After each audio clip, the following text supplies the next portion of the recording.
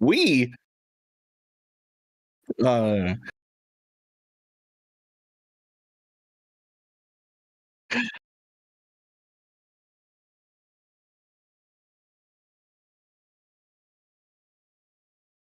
I am fantastic, Mangoose. Happy to be here. I reorganized all the cables on my desk today, so it's nice and clean and like fresh looking. It feels mm, amazing. It's no better feeling. But happy to be here. And with us, we've also got the Viking Jedi. Welcome back, Viking. How are you doing? I'm doing good. Way too blessed to complain. I've been playing way too much Uh-oh. Hogwarts Legacy. What happened? Mangoose. My No my mic sound. my mic wasn't working. I'm good now. Okay, so Oh, we didn't okay. hear your Okay. intro, but can they hear us at least? Like, Yeah, they can hear that's you guys. really They can hear you guys. important. The important They can hear people the are heard. important part. That's what matters. But Iggy is in games again for us to enjoy and play. That was the highlight of my week, I think. So because I really fell in love with that Iggy and Scorch again in Fault, and I was really missing him. So getting to get to play him, and having a slight variation. I know we'll go into it more once we go into the patch notes and stuff like that, but. I think they did a good job. Just preface with that, I think it's a pretty good intro for Iggy.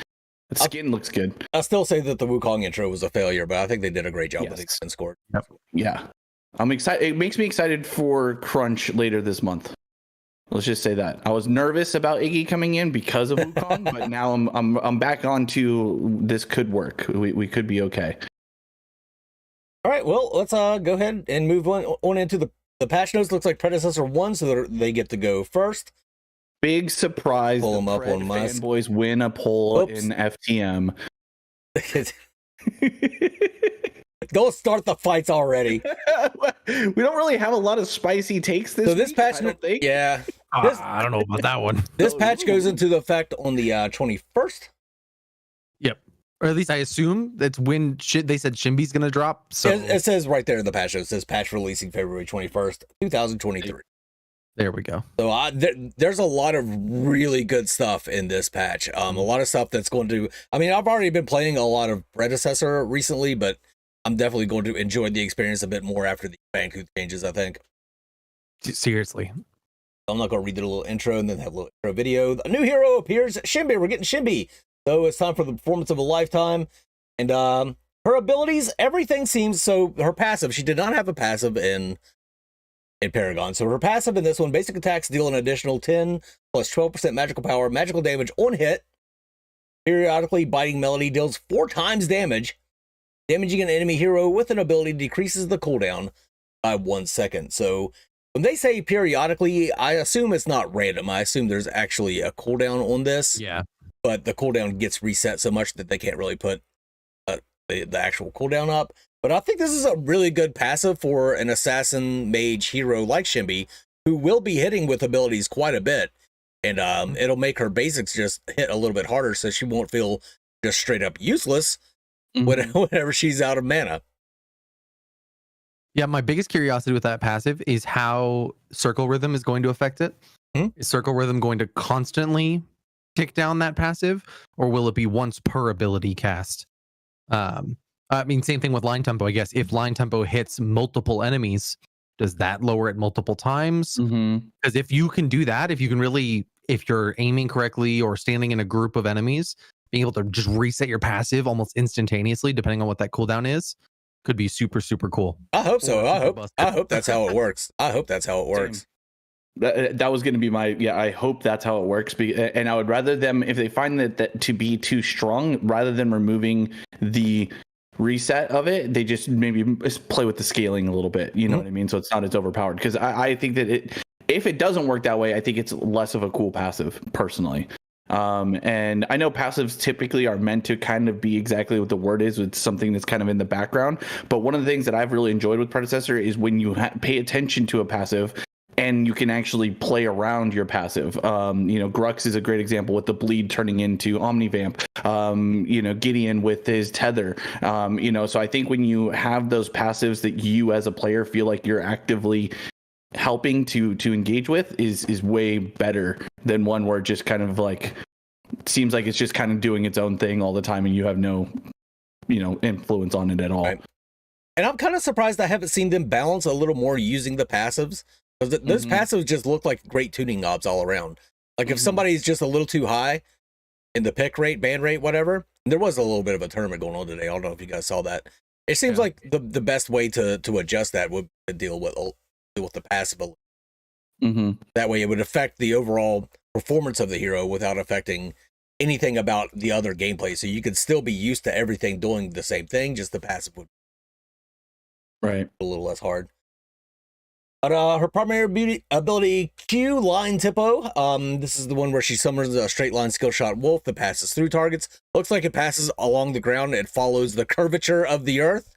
Jesus, I knew that was going to be something you talked about, Mangoose. Something that does not happen in Shinbi's Overprime's version of Shinbi. And I think there's good and bad parts about both. Like I think there's pros and cons to both, but this is how it worked in Paragon. So if you're used to Shinbi, and I mean, that's just kind of the hallmark of Predecessor. They really haven't changed. Like Decker's kit, they changed a lot, but for the most part, they've stayed pretty true to old Paragon, and they're staying pretty true to old Paragon with Shinbi. Kind of nice. What do you guys think of the line tempo? Yeah, I mean, I think that's going to be a nice quality of life. It's also makes it easier for people to pick her up because you don't have to worry about it going through the ground. It'll just follow the ground. So as long as you're aiming in the direction of your enemy, whether it be vertical or too high or too low, you're still going to be shooting toward them anyway, which I think is a good thing for them. I mean, I agree that that's true. That's a good thing. I kind of wish though that it was more of a skill shot similar to OP's, but without being able to just throw it into the ground. If you aim it at the ground, it should follow the ground. But not being able to aim up and hit somebody that's a Gideon or something. Yeah, exactly. We're losing that verticality that I think in Overprime you do have, right? So it's like Mangu said, it's kind of like the good and the bad of both, but I don't know why you can't code it that if you aim it at the ground that it just stays above ground instead of disappearing into the nether regions. I don't know. It's it's good though overall that it's not going to just disappear and that it'll follow. I wonder how it'll work with as far as like how fast it is too, like when it's going through the terrain and how that might impact it, versus just a straight shot like we're used to in Overprime. But I do agree that for the simplicity it'll probably be fine, and for people who are familiar with Shinbi from Paragon days, it'll probably feel really quick and easy to pick back up on again. And Ahmed has done a really good job with any ability that you cast along the ground like that. Like Bramble Patch, I think would be a very good comparison here, even though the line tempo doesn't leave anything on the ground. I think it will just travel up a wall and then keep going along the wall, just like Bramble Patch. And Seismic Assault with Bellica is another example. Yeah. Then her E, Circle Rhythm. Summon 4 Spirit Wolves that circle around Shinbi for 3 seconds, granting a 35% magical power shield for the same duration and after the wolves expire. So this is a little bit of a difference between her old Paragon kit. And the wolves deal magical power, magical damage per second to nearby enemies.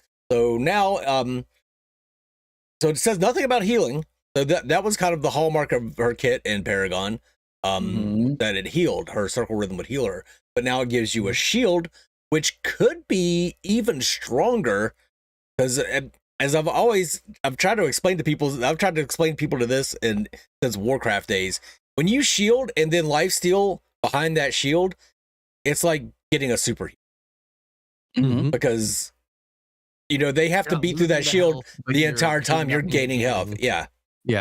So this might be even stronger, and then I can see this paired with some like either magical lifesteal or Omnivamp, or even with her basic, she basic attacks quite a bit. You could even put probably basic attack lifesteal and be fine. So yeah, I think it's one of those things that now it's showing a bigger need for some kind of shield popping. Yes. Item. Oh god, yeah, you're right. Especially with what we'll get into later with Muriel's being changed. Between the two of them, you're going to start seeing a lot more annoyance with shields as they become more and more prevalent through the game. Well, and I think Steel is a prime example of showing, like, if you're able to consistently proc a shield on yourself, how impossible you are to deal with. I mean, it's just ridiculous. So I definitely think itemization is going to be key to this. I do like the idea of it being a shield versus a health steal. I also think it goes back to a little bit of the simplicity things. It also makes her, I think, a little bit more viable in multiple roles. I think you could see her probably being played in the off lane, in the mid, in jungle. Probably not support or carry, but I think she, with the shield, has the opportunity possibly to be a little bit more multifaceted, which is exciting, I think, when you think about from a meta perspective. I do have a question though, because I don't know from the Paragon days, because I heard the sound that it makes when she. I was giggling because I thought it was so corny sounding. I don't know if that's the sound from the old Paragon days. Do you guys remember? Apparently the old Paragon sound is just lost in the annals of time. Okay. Because I just want to address some shit real quick in chat. Zygor's talking about all of her numbers are super low except for her passive and her ult. Yeah, I think I agree with that. But I think it's because she gets to hit this stuff so often. Then they're talking about Breach is the shield breaker item in Predecessor, but I think Breach is going to be a little more prioritized now because Muriel is also getting some buffs in this patch, and then which maybe people will start playing Muriel, and then should be having this shield. But just breaking through a Richter shield or a steel shield, somebody that's already fucking tanky anyway, and you probably shouldn't be targeting them. The shield Breach really hasn't been an item that's been prioritized. Maybe it will be. What the hell was I talking about? Oh yeah, the sound of her. Okay, I don't know if you guys played Shinbi in Jelly's giggling because I think he knows what I'm going to be talking about. Before Soul Eve got picked up by Netmarble, they had Shinbi in Overthrow no, they were calling it Overprime at that time too. Holy fuck, the sounds on Shinbi. Like, you would throw a wolf and it'd go, Pew!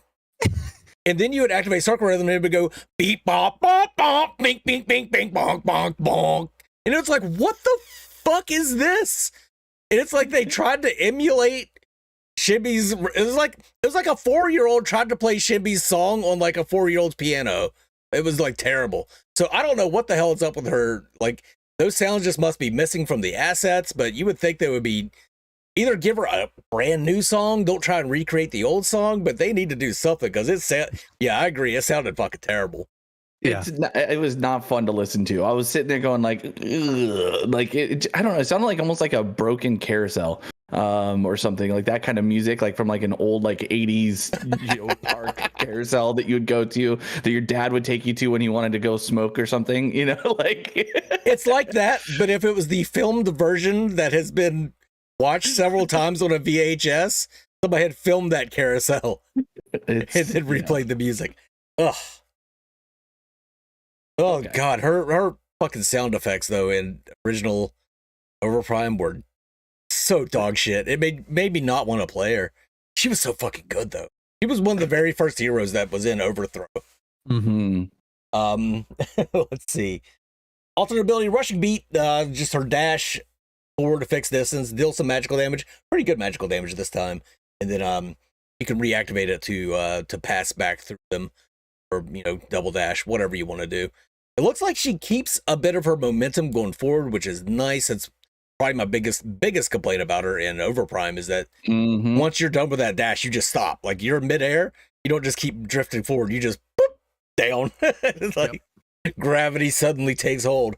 So this looks really good. Everything looks good. Like, her animations and everything are fucking gorgeous. Like, you can definitely tell with Omega, with Predecessor, which heroes were worked on first and which heroes were worked on recently, because Gadget still kind of slides around the map. She was one of their very first heroes. There's still a lot of kind of wonkiness with Gadget as she's running around, whereas with the new, like, Revenant looks fucking gorgeous. Like, everything he does matches the map, and his footsteps and everything. Great. Shinbi looks absolutely amazing. That's good. Yeah, and they said with the release of Revenant that they switched to a new animation system, and that animation system will be going for everyone going forward. Oh, nice. So theoretically, we should see that same quality or better from here on out. All right, you love to see it. Her ultimate ability, this is another one that's been changed just a touch from old Paragon. Passive, dealing damage to enemy heroes with abilities applies track for 8 seconds, stacking up to 8 times. Summon a pack of summon a pack of Spirit Wolves to attack the target with the most track stacks, dealing 50, 85, whatever, 8 plus 18% magical power damage per Spirit Wolf. So a fuck ton of damage all at once if you have 8 stacks. The difference here is, back in Paragon days, you could be stacking on Murdoch and have up, I think you could get up to 10 stacks back in Paragon days. You could have like 9-10 stacks on Murdoch, but if one of your wolves just happened to hit like a Narbash and he was the last one that had the stack on him, your all kill would send one wolf at Narbash and nothing at Murdoch. So this is a little bit different. Even if you do that, whoever you had the maximum amount of stacks on when you activate this ultimate, and I assume it's going to be global, with a bit of a cooldown, just like it used to be, you toss your wolves at them. So I think both Predecessor and Overprime have solved her ultimate to make it feel just a little bit better, which is very nice. You'll love it. The only thing that kind of is iffy about this ability for me on that regard is if the person you're trying to cast it on isn't the one with the most stacks, right? That I can put 8 stacks on a Murdoch and Murdoch's almost full health, but I have 4 stacks on Narbash, who's 1 hit away, but is just out of my range. And so now I hit my ultimate ability and I hit Murdoch instead of hitting Narbash. Right. And that's going to take some getting used to. I would love to see a change of if you're targeting nothing, then it targets the person with the most stacks. But if you're looking at somebody, it targets that person instead. That would be nice. Yeah. I do like the flexibility in Overprime of being able to, like, you're attacking one person, then there's this low health Chimera that has built 0 magical damage. You just turn, ult him, and then keep attacking whoever you were attacking. Yeah. And I think that would that would be my only concern about this ability, is those situations where you want to cast it on somebody that's lower health, but you can't. Especially if they're going to keep stacks on people. I think be able to do the most stacks on it, or the target with the most stacks, but just allow for specific targeting at the same time. Yeah. That'd be a nice middle ground.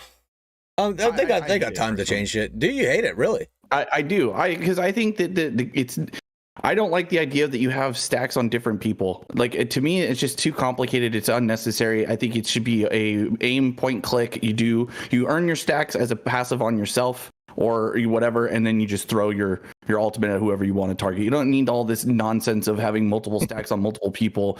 I just think it's silly. I mean, unless those stacks are also like doing something else, like, adding a dot effect or something, like, or lowering resistances or something like that, then I just think it's unnecessary in today's type of game. Like, just let me throw it at who I want to throw it at. None of this other nonsense. Like, I don't even care if it's like this whole like global idea. I don't care about that. Like, I mean, I know that there's probably some really cool montage plays you can pull off, like, some fadeaway shots and stuff like that that'll look cool. But I think in a more like cohesive ease of execution, just let me do a point click, or even if it's a skill shot, I don't care, let me throw it in the direction of who I want to try and kill with that ultimate. I think this is too much. I think it's stupid, personally. I think in fact, that's why I said I hate it. I mean, granted, I haven't played it yet. Maybe in practice it'll be better, but of everything on her kit, this was the thing that I was like, ugh, that ultimate's gonna be, well, because like Jelly's describing it perfectly. I think if you have it split across multiple people in a team fight and you hit R, how do I know who's it going to, or is it even the person that I want it to go to? Is there any kind of targeting at all? It's not mentioned here, so I don't know.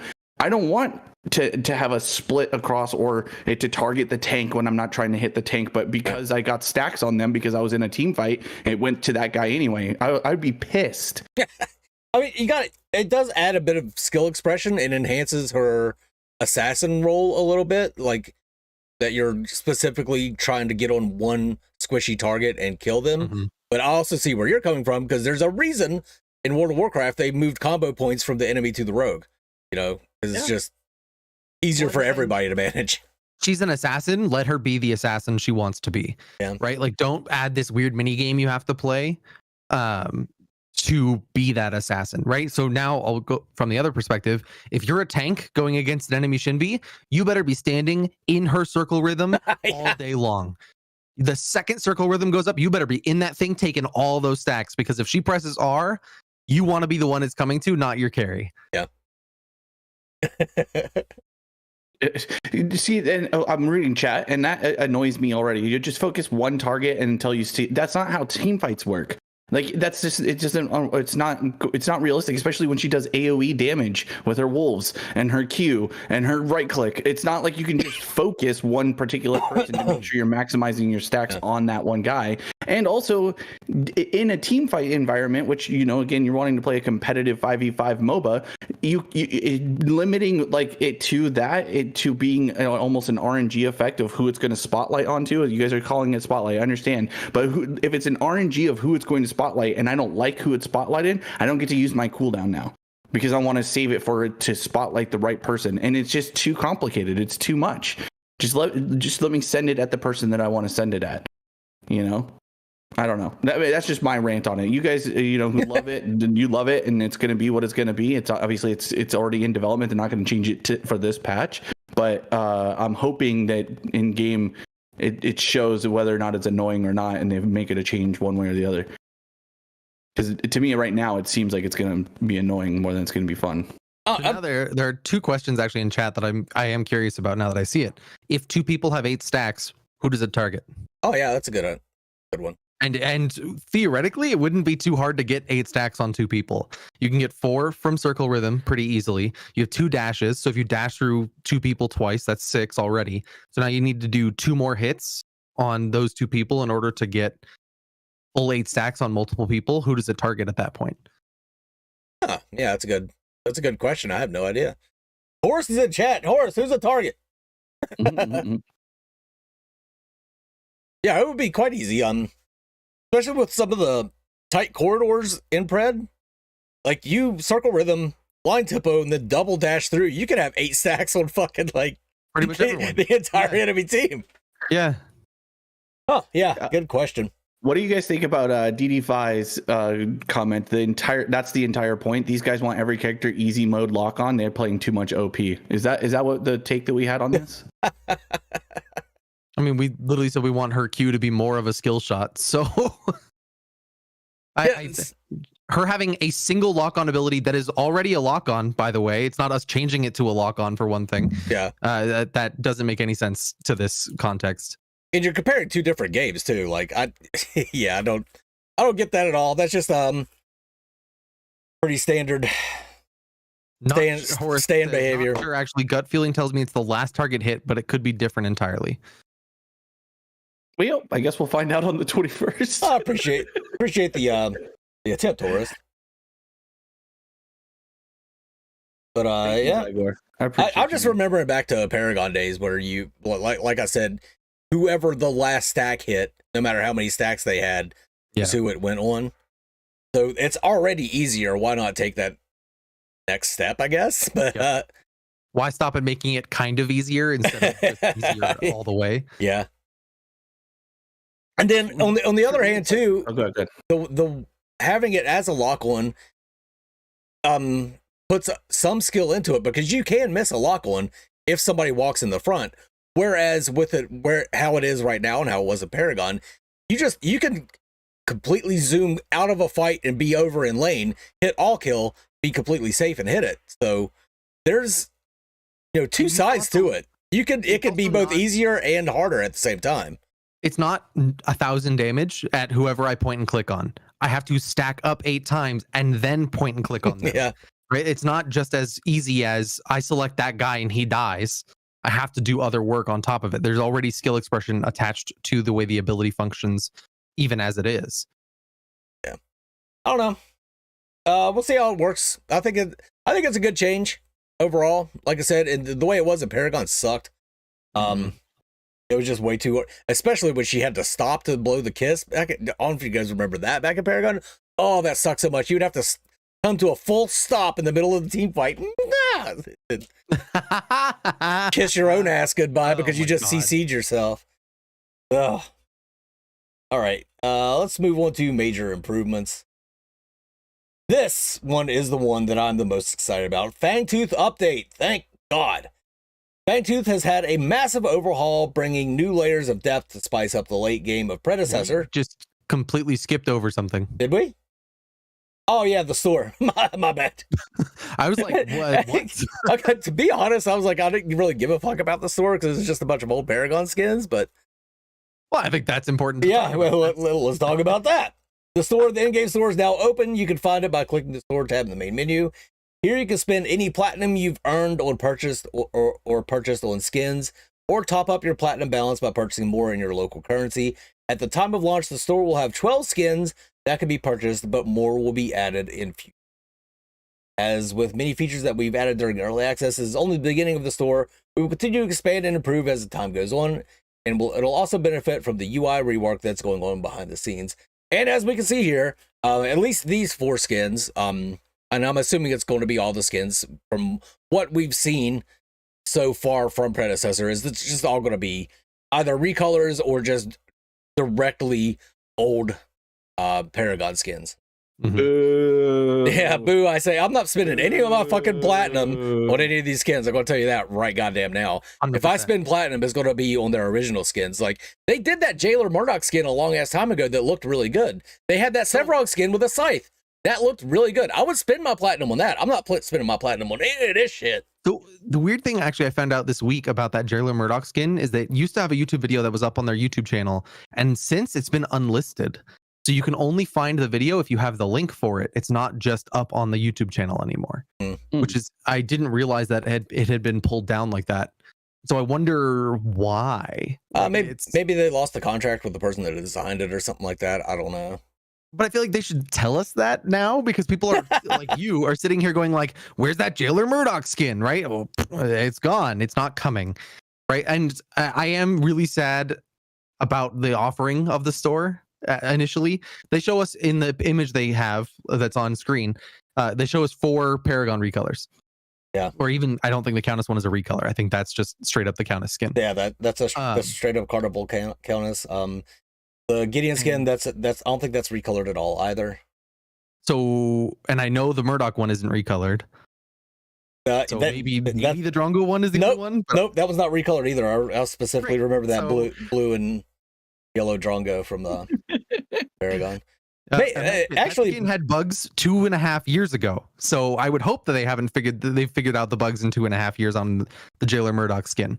I'm sensing a lot of copium coming from chat right now. A little bit. Oh, come on. But these skins, like I would have rather they wait an extra patch to add the store in March and have an original skin in there. At least one. Like I'm not saying the whole 12 skins needs to be original skins. And I'm not convinced any of the 12 skins are an original skin, because the 4 they decided to showcase are Paragon assets. Why wouldn't you go in with an image saying like, yep, we've got our original skin and these Paragon assets? Yeah. Because then that's at least something. But showing us 4 Paragon asset skins, meh. Like that means nothing to me. I would have way rather seen them come out with an original skin, even if it is the Sevrog or Murdoch skin, right? Do something to show that you're working on that and not just regurgitating the assets you were given. I'm happy that they finally have a store. At least they have a store now. It shows progression. They said they were going to have a store. They have a store. Very disappointed that it looks like it's just going to be a bunch of either recolors or just direct old Paragon skins. Like, that is a little upsetting. I know people say the skins don't matter, and if they don't matter to you, fine. Then none of this applies to you. I like skins. I think skins make the game more fun. Having a cool skin is fun to me. Your idea of fun and everybody else's idea of fun might be something different. So don't sit there and act like skins don't matter because they don't matter to you, because the game has to appeal to more than just you. Just because you don't think skins matter doesn't mean the skins don't matter. Skins do matter. They need to get on top of that. Again, though, however, I will caveat that by saying they need to spend their money wisely and devote it to what's going to have the most impact. And if they don't feel that having their own skins are going to be that impactful to the game, then yeah, delay that for a while. But certainly when they go free to play, if they want to make any money, they need to introduce their own skins. And I'd like to see that happen sooner rather than later so that they can test them out, because obviously something went wrong with their Jailer Murdoch skin. They need to know that their skins are going to function in game and how to fix those bugs if they do happen. Yep. And I think, so chat's talking about how Overprime is doing really well in the skin department. I completely agree. They have some really amazing skins, but I'm not even going to talk about those. They just released their like Valentine's Day skins where they have Twin Blast and Murdoch in suits and Gadget and Bellica in white dresses. those are fairly basic skins, right?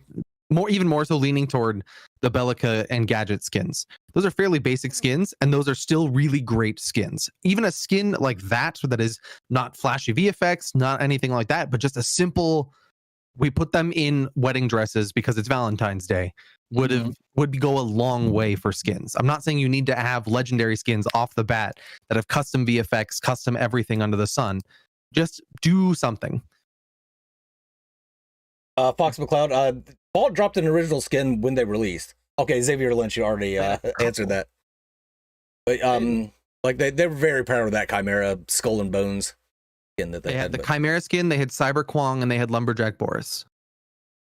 At least, and I'm pretty sure it was maybe one more than that. Yeah, Lumberjack Boris and Cyber Kwong sucked ass, but at least they were their own thing. They were, original IP. And just because I think they sucked ass doesn't mean other people probably thought they were cool. I don't know. I bought both of those skins, so I didn't think they were the best skins on the planet, but I bought both of them. I'm and this is an old horse, I guess, and I'm gonna keep beating it. I'm tired of the charging for epic assets. Personally, I think it's bullshit. I think that you got them for free. Granted, yes, you had to spend time in coding them in there. Well, you're also coding into a game and using assets that are 7-8 years old at this point. I have no sympathy for you. You chose this project and not me. I don't want to pay for skins and assets that you didn't build, that you didn't make, that you didn't come up with as an idea. You're just putting them into your game. Anybody who got the access to the assets has the access to those same assets. I think it's a cop out. I think it's a disservice to the people who are playing your game and have been around from the beginning. I know some of the hardcore Pred boys probably won't care. They'll be those guys anyway. But if you're like, a fringe camper, then I think it's kind of a bullshit move. Like, it doesn't make me happy to see epic asset skins in there at all. We're being charged for them. Like, I mean, we weren't happy when Overprime did it, and we gave them just as much of a hard time. Feedback got back to them. You can now buy epic assets using in-game currency. Some of them, not all of them. I think almost all of them, right? No. There's like 2 or 3. Scarab Grux and Obsidian Rampage. Yeah, you have to pay Game over a certain tier of skin is not able to be purchased with in-game currency. But even still, definitely none of the base recolors that we're seeing are ones that you can't purchase with it. But and that's still a dig at them too. Like if you have to buy an epic asset, I think it's bullshit. Pops a Tot, thank you so much for the $10. Thanks for buying me breakfast. Starting late, but holy crap, Shinbi sounds like a nightmare in the current Pred meta. If she builds CD, it'll be almost impossible to escape from her, and she will essentially make Fang obsolete. That's a consideration right now. Fang's already hurting a little bit. Why play Fang when you could just play Shinbi and shield the hell out of yourself while damaging people? Mm-hmm. She does seem like she'll be fun. Despite my hating of her ultimate, I think she'll still be fun to play. A Golem Rampage was sick, but I preferred the when he had the wife beater, the A-frame t-shirt. That was my favorite Rampage skin. Summer Rampage skin, or whatever the heck that was. All right. Are we done talking about the skins? Yep. All right, let's go to this Fangtooth update, which I completely skipped over the shop because I'm so excited about it. Fangtooth has had a massive overhaul, bringing new layers of depth to spice up the late game of Predecessor. The passive buffs remain mostly the same, but now cap out at 3. So Fangtooth still grants the following 3 passive buffs based on quantity killed: jungle buff duration, out of combat move speed, and then 6% or 8% increase to physical armor, and magical armor. After this, no more passive buffs can be attained from killing Fangtooth. So if you kill the 4th Fangtooth, you're just getting some gold to whoever last hit it. What? Yes. No more passive buffs. After the 3rd one, no more passive buffs can be obtained. Now I have. Okay. Yeah. All right. Gotcha. Yep. Never Okay. mind. It's the way it's worded. It's fine. Once 3 total Fangteeth have been killed in a single game, however, the new Primal Fangtooth will begin to spawn. So the Primal Fangtooth, this new variant of Fangtooth spawns after 3 Fangteeth have been defeated in total by both teams. It will continue to grant the passive buffs on every take up to the 3rd, but will also grant a new temporary buff called Primordial Blaze. This should help shift the strength of Fangtooth from constant permanent advantages to something a team needs to use within a set window. It also helps create stronger chances for a comeback. The team that is behind can still access this powerful buff rather than being forced to crawl back up the permanent buff chain. Primordial Blaze damage dealt to enemy targets will be set aflame, dealing +2 per minute of the game time true damage per second over 4 seconds. This damage is increased by 50% against enemy heroes below 25% maximum health. This damage is capped at 80 true damage per second, 120 against targets below 25% maximum health. Buff duration is 2 minutes, which always leads to 2.5 minutes due to the first Fangtooth buff granting +30. So, I was a little confused about these changes at first. I thought at first that, so you take 3 Fang Teeth, now it's just regular Fangtooth spawns, but getting it doesn't give you anything until the enemy team takes 3 Fang Teeth. Is that how it works? How does this work? No. So from what I can see, it's between both teams. There'll be a total of 3. Doesn't matter which teams get the first 3. So if one team gets all 3, it is what it is. If you split them 1 and 2 or whatever, the Blaze Fangtooth or whatever Fangtooth will spawn, and then after that on respawn it'll be just the Primordial Fangtooth, which gives you that 2-minute buff. Right. It's very similar to the League of Legends Drake's system. So for anybody who's played League of Legends, this system will feel pretty similar, and I think it's a good change. I think it gives you a cap on the amount of passive buffs that are going to be available. It does limit a little bit of the snowball, not entirely. If you still get all 3 Drakes and you are, that means you're probably pretty far ahead. Gives you probably the best in at being able to get the Primordial Drake, but there's still maybe a coin flip. Primordial Fangtooth. Thank you.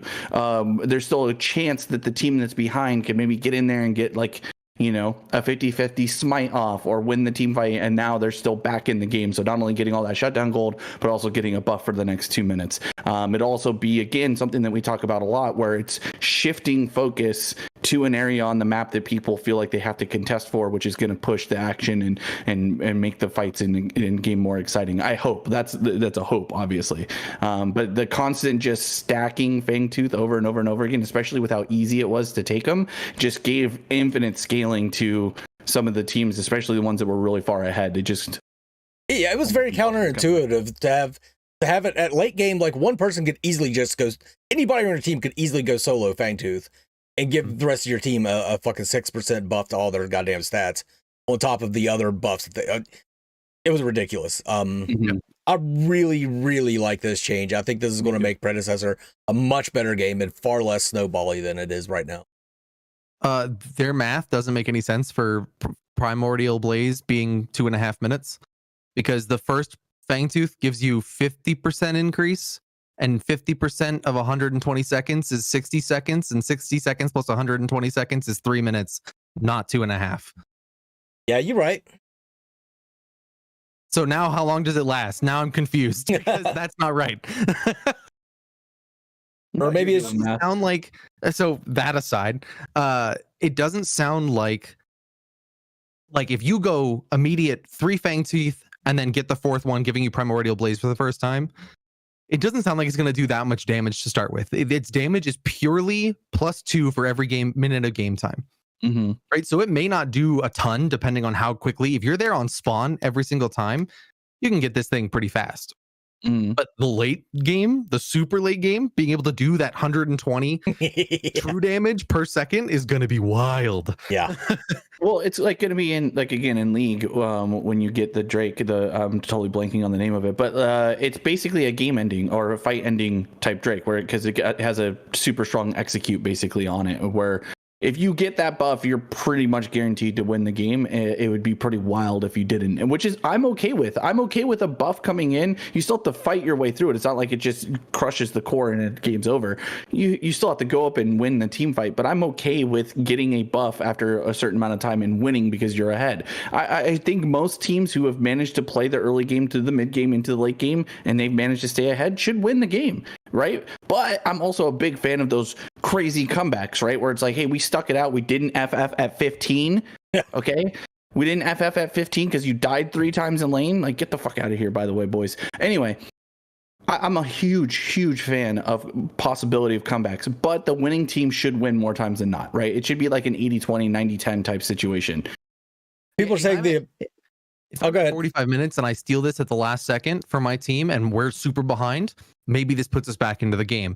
But the likelihood of me stealing the said thing if we're that far behind is not high. Right. Which, again, totally fine with. Yep. Everybody saying in chat that it's going to be in inverted colors. It'll be black with yellow stripes. Here's Wolverine. It's not going to be blue with yellow stripes. I'm sorry. The cornflower blue and dipshit yellow or whatever the hell it's called for your stupid Wolverines. Koji Machado, thank you very much for the $10. So y'all think we'll see viewer surrenders now? God, I hope so. Yeah, I don't think you will, but I do hope so. But I don't think you. I think the same amount, if not more. Oh, they got the first primordial. I guess we're all just over, boys. Just surrender. FF. That is such a problem in both of these games. Ooh. And then people act like it's a badge of honor, like they're super smart for surrendering early because they can identify at fucking 10 minutes that the game is lost, and we're dumb for not.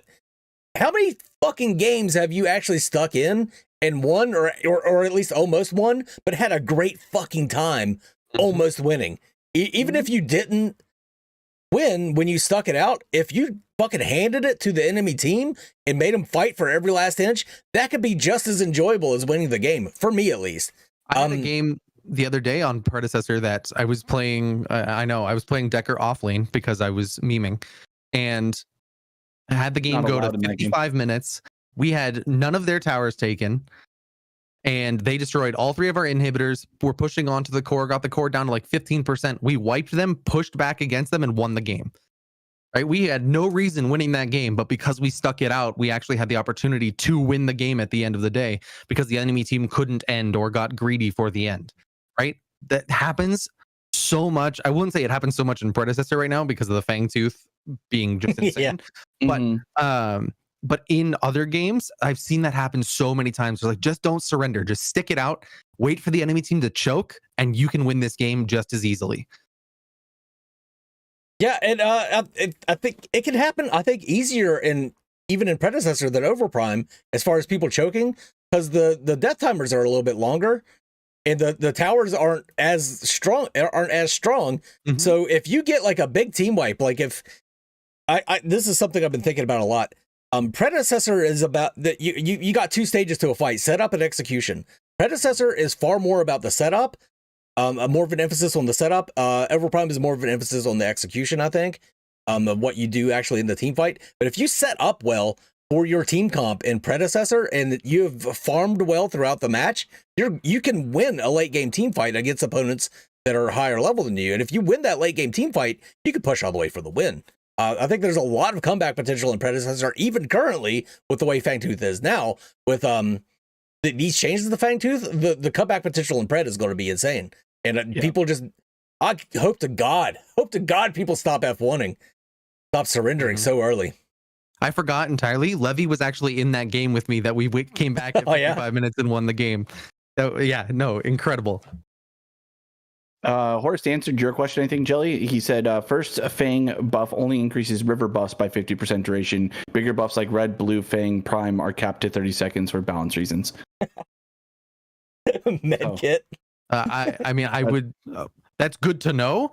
I wish that I had a way to know that without having to talk about it here. Like, why does it feel like everything we keep learning is because somebody figured it out? And Horace, I understand you're on the team, so it's not figuring it out, but that somebody's figured it out and then is telling us otherwise instead of it being told somewhere.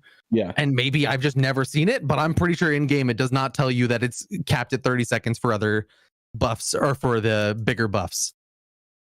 Blood Hunter, member for 20 months, the longest of all the members. King of the members, Blood Hunter. How you doing, man? Says, hello, I hope all of you get to play all this new stuff. Looks nice. Well, I hope you get to play it too, Blood Hunter. Well, let's move on now. Player versus AI beta. I don't know whether they're calling it beta, but thank God. I love that this is here. The future is now. AI is here. Queue up solo team or team up with friends to take on a brand new game mode. The difficulty level is geared towards beginner players, so it's a good place to start when introducing your friends into the game or trying out new builds and heroes. Please keep in mind that this game mode is currently a beta feature and is being continuously developed, so there may be bugs and issues. I'm completely 100% fine with some bugs and issues as long as they're not like game-breaking bugs and issues. But yeah, this is a much-needed feature for Predecessor. I'm glad that this is coming in this patch. I agree with Lazy Stray. These AI about to be stupid. I probably are going to be really bad. I do love the idea that they're calling it a beta, though, because we had that whole argument about in early access. Yeah, so early access beta, I guess we're going with. I didn't know that there was subdivisions of this stuff, but I'm not a dev, so what do I know? But such a welcome change. Yeah, it's we've been preaching about it needing to be somewhere for people to learn and play and exactly what they're talking about. Try builds, do something else, play with minions. Like, I know that's a big thing for me and Jelly. We always trying to figure out how can I set up minion waves. There's been no way to be able to test that and figure it out. So this is super cool for the nerds who like to get in there and do that kind of stuff. I'm really, really excited to see. So it's just great for new player onboarding. 100%. I think it's great across the board. It also opens up the opportunity for the toxic people to be like, hey, why don't you go play fucking AI for a while? Great. Get ready for a whole new wave of toxicity. Yeah. But if Murdoch does not instantly snipe someone across the map with his long dong of the law, I will be disappointed. If he is stealing 10 health kills away from me with his laser every single time, or if he isn't, I will be disappointed, because Fault set the new standard that Murdoch has to have the most ungodly reaction time. Yeah, so fucking Fault. Remember, he had like top win. He was the highest like kill character in the game. The AI Murdoch. Oh shit! Brilliant. Oh god damn it! All right, Gadget base skin change. We made a decision to change Gadget's base skin to her Shell Shock skin. We feel this provides the hero with more character and a more battle-ready aesthetic. Original base skin may return in a future patch as a skin. I hope to God they mean that in a future patch as a skin means like a special reward or something that you get for free. Because if they change your skin and then sell the original skin back to me, I would be pissed. I would be pissed. I'm right there with you, Mangoose. Okay, so to me, this fine, change the skin, whatever. I could care less. I think it's a little weird to change this base skin, but fine. Do what you guys want to do. Whatever. Why don't you just make her original skin a skin for her right now? Why is this not like, and make it for free for one thing? Because like you said, Mangoose, for the love of God, don't charge for that skin. And I'm pretty sure that I am not in the chat anymore. You're in the chat, but you're frozen. And he's out of the chat. But no, I think it's a good change overall. Like, I think the Shell Shock skin for Gadget looks better than that 1930s football helmet wearing craziness that she's got going on. Like, Overprime has shown us that Gadget can be fucking hot if you do the right things.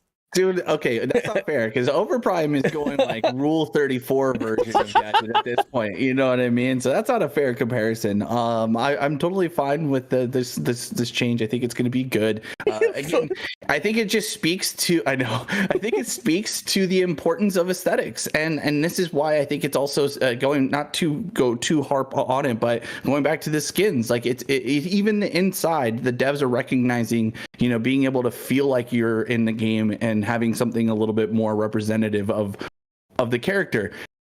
The skins falling flat in that department makes that even more exasperated, in my opinion. So, but yeah, if they sell back the original skin to anybody, that's gonna be such a stupid move. I don't know which executive would possibly even pitch that as an idea. I'm sure there's somebody up the chain that's gonna be like, yeah, we should just sell it back to them. They'll pay for it. And you know what? They're right. There's probably somebody who will be like, oh, I missed the original skin. I'm going to buy it. I want to support the dev team. Xavier Lynch is saying right now he actually prefers the original base skin over this. So it would be nice if he had the option to play either or. I think right. I think the cyborg looking skin is a little bit cooler personally, but that's just me. Mm-hmm. This over. Jelly said something about his internet going down, so I don't know if he'll be back or not. Yeah, he might be gone for the foreseeable. Just have to carry on. It's okay. We can speed run through. After I move our names over. Yeah. You got to make it look pretty. I do got to make it look pretty. I know. All right. I do have to say, because I don't know if we're going to go super deep into the other improvements, or if there was a few that you just kind of cherry picked that you wanted to talk about. But because I usually look at when I see other improvements or bug fixes, I'm like, oh, those are stat nerd fixes. I don't give a shit about that. Overall, I just want to say my impression of this patch is a good one. Like, I'm excited for Shinbi. I'm excited for the macro changes with the Drakes, or I'm sorry, with the Fangtooth. Fangtooth. I don't know. I think that those are going to be good for the game. I think that overall that's going to be good for the game. I don't care about the store being added. It is whatever. It's it's going to be. It's a feature that should have been there at the beginning, in my opinion. So it is whatever at this point. You're not getting brownie points for adding in something that should have been there from the beginning. Yes, you have a store. Good. The bots and AI thing also, I think, kind of should have been there from the beginning. It's in beta, whatever the fuck that means. It probably just means that the AI is going to be stupid for a little while. Still better than nothing. But overall, as far as the gameplay and the things that they're adding in, I'm really excited to see what Shinbi does. I'm really excited to see how Fangtooth makes their adjustments. I hope it makes the game more fun, because I think I find myself being way more tilted in Pred than I do finding myself having fun, unless I'm playing in a full 5 stack with all my friends, because then it's just playing with friends, and that's fun in general most of the time. I don't know. Once a few things clicked in my head about how you play Predecessor, I've been having a lot more fun with the game, because like I said, it's way more about the setup than the execution. Team fights, the TTK in Pred is non-existent. Like, you die so fucking fast in a team fight. So, like, with Overprime, it doesn't really matter. As long as you get to the team fight in time, you're not going to die so quickly that you're not going to be able to do something and have some time to react and, implement your abilities in some way. Pred, you have to, if you're not going to make it in time, don't make it. Don't go, because you're just giving them another kill. Like, you need to be perfectly set up and in place, and then, use your ability. You still have to use your abilities well. I'm not saying that, it's just completely, I'm saying the emphasis is there, not that it's whatever. Anyway, let's move on to some of these other changes. Fangtooth was saying I agree with. Well, you never agree with me. I also, that actually points out something that I hope is something that they're thinking about adding in is teleport. Whether it's an item that you buy or as a crest or something like that, especially for solo lane, because that you described something that I find to be so frustrating as a solo laner in Pred, is that I feel like I can never be part of team fights that happen opposite of my lane. So if it's happening near duo lane, where almost all the Fangtooth fights are taking place, I unless I'm predetermining that I'm going to sack a wave or two and go to that objective, I just miss out on it. And that's why I complain a lot that solo feels like you're really by yourselves. You just 1v1 until you're not, because a jungler just shows up and then all of a sudden it's a 2v1 and you're probably dead, unless you have all of your cooldowns up, and then they're just going to wait for a few minutes and come back and get you anyway. So that would be something I would love to see added in, so that way we get more of that macro style, because I do think Pred of the two teams benefits from that the most. I mean, Overprime, you have the the side portals, which kind of help with being able to facilitate those things, and I think that's why you can show up to those 5v5s and feel like you've made an impact. Or you could show up and just feed more kills to them. That's also something that happens.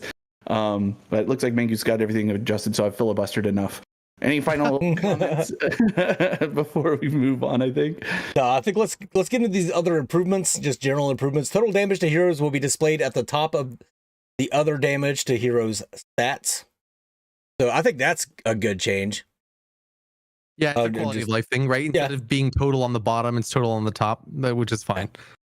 Heroes can now be rotated in the hero screen and post-match screen. Nice. Updated gadgets, recommended items.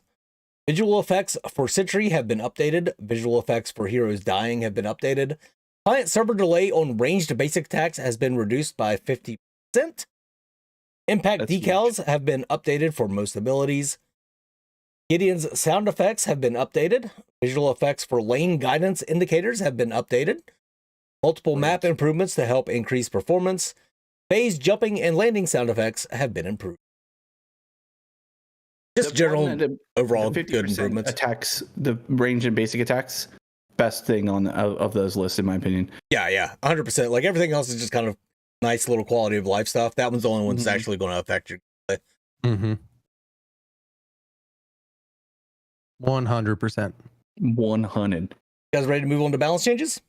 Yes, if we have to. Hey, he rose. Crunch. Crunch is finding himself in a decent spot following his previous nerfs. However, his level 6 spike is still a bit too defining relative to his early and late game. With that in mind, we're moving strength from his mid game to these areas with some damage number shifts. Left Crunch is Q damage from 30, 60, 90, 120, 150 to 25, 50, 75, 100, 125. Total physical power scaling increased from 110% to 130%. Right Crunch is E damage from 70, 105, 140, 175, 210 to 75, 110, 180. So just a straight up buff to Right Crunch and a redistribution of the damage to from base damage to scaling or Left Crunch. Yep. Yeah, it's fine. I don't think it nerfs him any more than he was nerfed previously, but it does adjust his power in a different way. And I think the really good crunch players are going to be able to adjust from this. Oh, yeah. I don't think it's going to make a huge impact on them. It'll impact the way they play probably, but like I said, any good crunch player will probably be able to adjust from this, which is fine. Yep. But I could be wrong. Crunch guys can weigh in. I know there's a few of you. Gideon, with True Silver being picked up early, Gideon is able to safely engage with his ultimate and has felt a bit too safe and durable doing so, or bumping down his health a little bit to make the play pattern a little more high risk. So health growth decreased from 110 to 105. So this is definitely a problem. If you want to interrupt Gideon, you have to first hope that somebody basic attacks that shit off of him first, and then you could interrupt him with like Decker or Richter or somebody. This will make it so that he's a little less safe after he does get it interrupted. Good change, I guess, to Gideon. I'm surprised they're not changing True Silver. They're just changing Gideon. They've shown in their last couple patches that they would rather nerf the character than the items. For better or for worse, but that's the trend that they've shown is if an item is a problem, they nerf the character because of the item, not the other way around. Narbash uses this, and I think it's really good on Narbash. I've heard that Crunch has been building True Silver as well, because he gets a big shield every time he uses his ultimate, which is always. Yep. Yeah, I could see that. Crunch players like to punch. They do indeed, Medkit. Merle has felt a little unloved recently, so we're granting her some larger buffs and power shifts to help players access her more exciting moments. We're increasing the overall values of her shields at the cost of a little cooldown so that she can prevent higher levels of burst from taking down her teammates. We're also allowing her to access her ultimate a bit more often and making it easier to use as a quick reaction. These buffs, alongside the Wellspring bug fixes, should help Muriel flourish a bit more in the duo lane. So here we have an example of they're doing two different, both the hero and the item. Serenity Q, slow magnitude from 25% to 35%, slow duration from 2 seconds to 2.5 seconds. So this is going to be a bigger slow that's going to last longer. This, I think, this is mainly what she needed right here. The ability to do something in lane to set your ADC up for a kill. Because right now, she doesn't have anything that will help your ADC out. She has this, but it doesn't last long enough and it's not impactful enough. I think this is a really good change from Muriel. I just want to point out really quickly, the thing that I love the most about this is actually the wording at the top of the paragraph, specifically power shifts to help players access her more exciting moments. That's what, to me, I'm serious. To me, that's what I want. I want things to feel more exciting. I want buttons to feel like they are impactful. I press something cool happens on the other end. So if this is their push to start trying to make more of these, kits feel exciting to play, because I know when we talk about Overprime Muriel, she's super freaking fun to play. She's stressful because your teammates are just like, oh, I'm never dying apparently. They just keep running face first into enemies, but you also are spamming your buttons, and on that Muriel it feels fun. Whereas in Pred Muriel it's like, I don't know, it just didn't have that zip, that you know what I mean? And so I love that choice of wording. I don't obviously know exactly how a lot of this stuff is going to feel without playing it yet, but it does seem like it's a good shift. But the thing that I like is the more exciting moments, because I want more exciting moments in general. I think so. They're definitely creating more of those with Muriel. With these Muriel changes, with her R, the cooldown nerf, she can access her R more often. Outside of Muriel's R, what on earth is an exciting moment for Muriel? That's exactly what I was thinking. That's like, when you think exciting moment of Muriel, it's reversal of fortune. That's the only thing truly exciting about Muriel. It's not like Overprime where she has a stun if she combos two of her abilities together, right? That's an exciting moment, right? Her reversal of fortune is an exciting moment. In Predecessor, she doesn't have that stun. So she basically just has a like, here you go. And that's my exciting moment until I can press R, right? Like it's meh. I agree this is making it more exciting because you can use her R more often, but I think she needs to be more exciting outside of her ultimate rather than just with her ultimate. Well, maybe with like the thing that makes Thunk so exciting from Narbash is that, it's just as much of a skill shot as Serenity, but the effect is immediate and visceral. Serenity just slowing people, not that big of a deal. Maybe now with the buff to Serenity, her jumping to the side of the minions, landing a long range Serenity will actually be an exciting moment. Right now, it's not very exciting. Yeah. I'm happy to see buffs. Alacrity, her R&B shielding effect now has a 20% magical power scaling, and now correctly scales with healed and shield power. So this is the one that you throw on the ground, I think, right? Yeah, her E is the consecrated. So it just heals. It's going to shield for more, which is nice. And consecrated ground, her E base shield increased just across the board. Cooldown increased across the board. Again, like I've been saying with Predecessor, the TTK seems to be very, very low in Pred. So anything that's going to shield some of that burst damage from happening, and forcing you to make the decision of when to use that shield, I think this is just a great change overall for Muriel.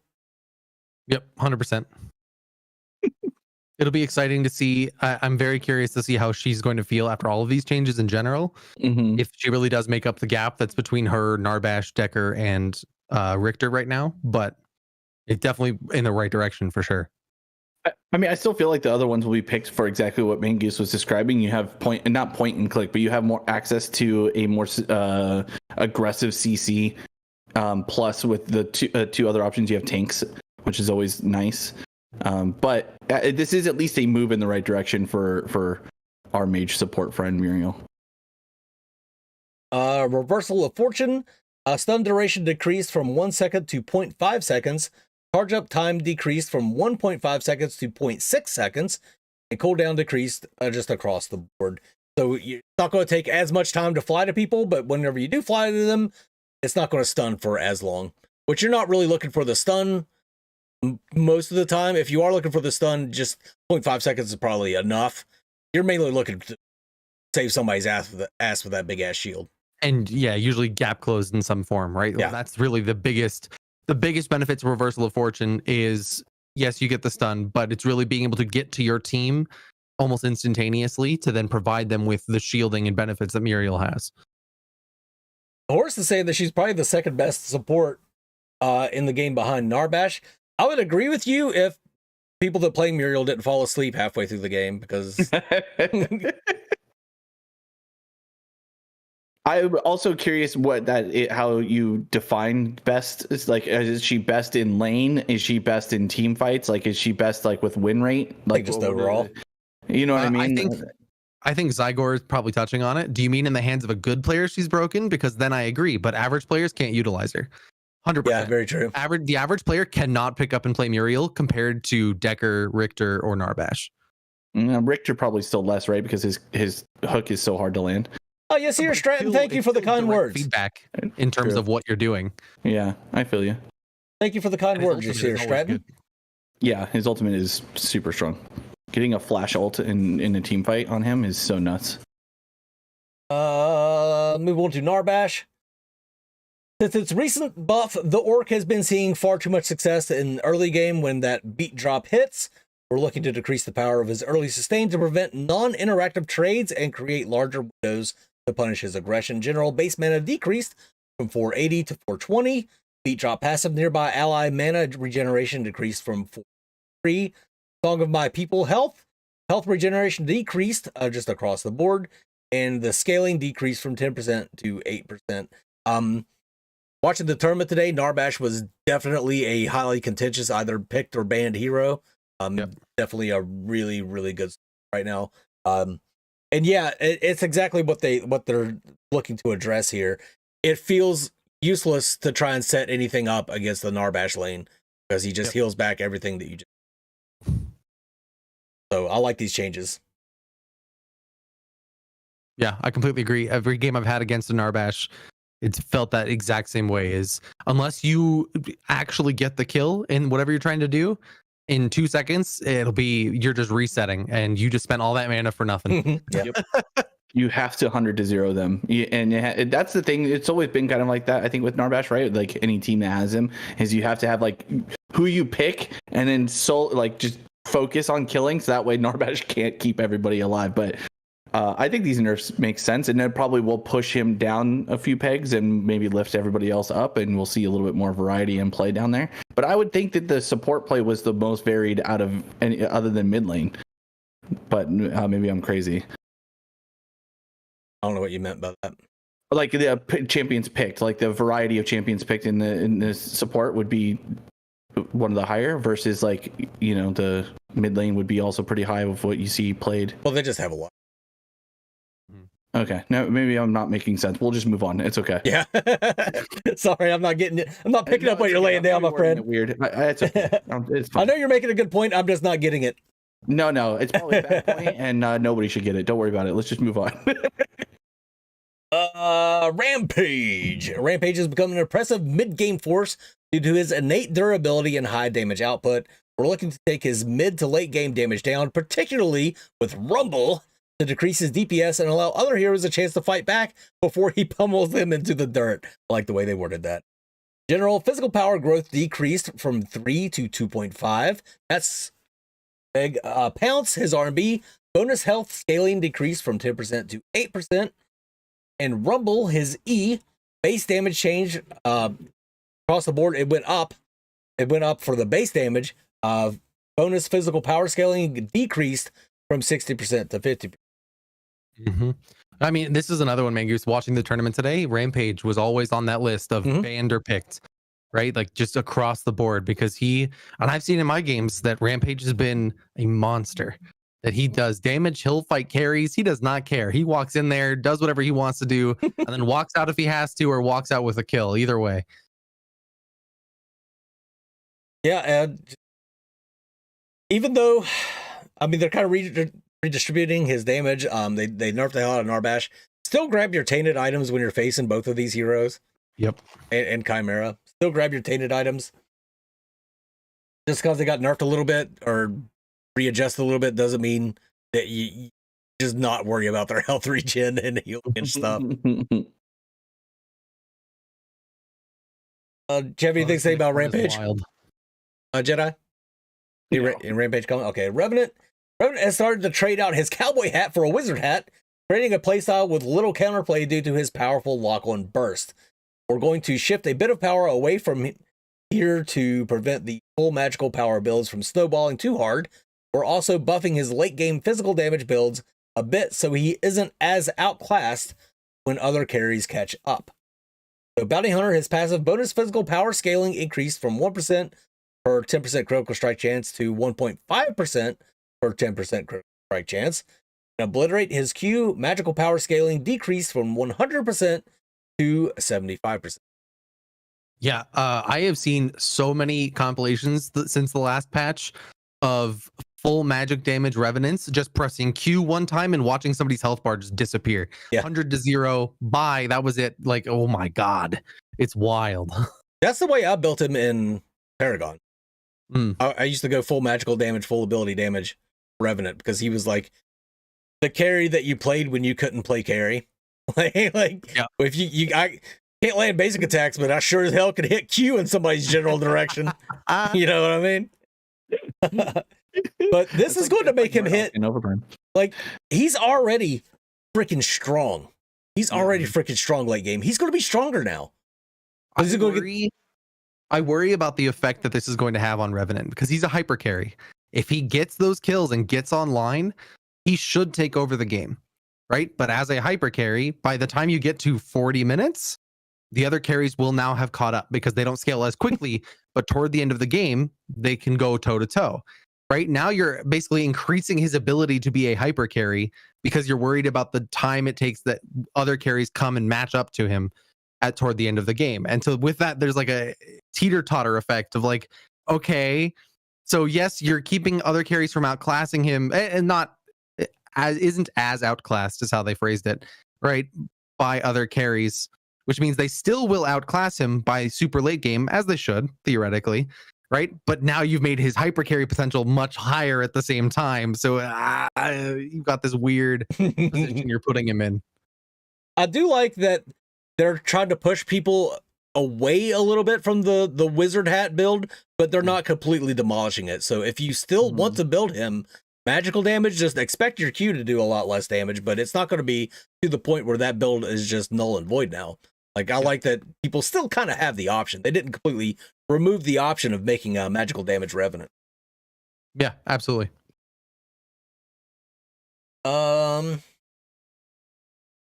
Hector. Oh yeah, Zygor says nobody say anything about how busted Steel is. Next Honest Hero overview, probably this week, is going to be on Steel. Richter remains at the top of the support food chain alongside Narbash.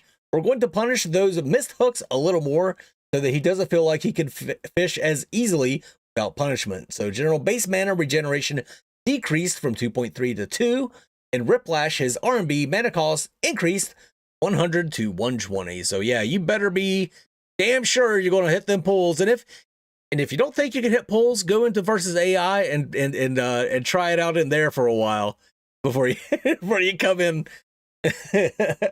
But yeah, I think this is a good change. Richter, just a super intimidating support. Doesn't even have to land.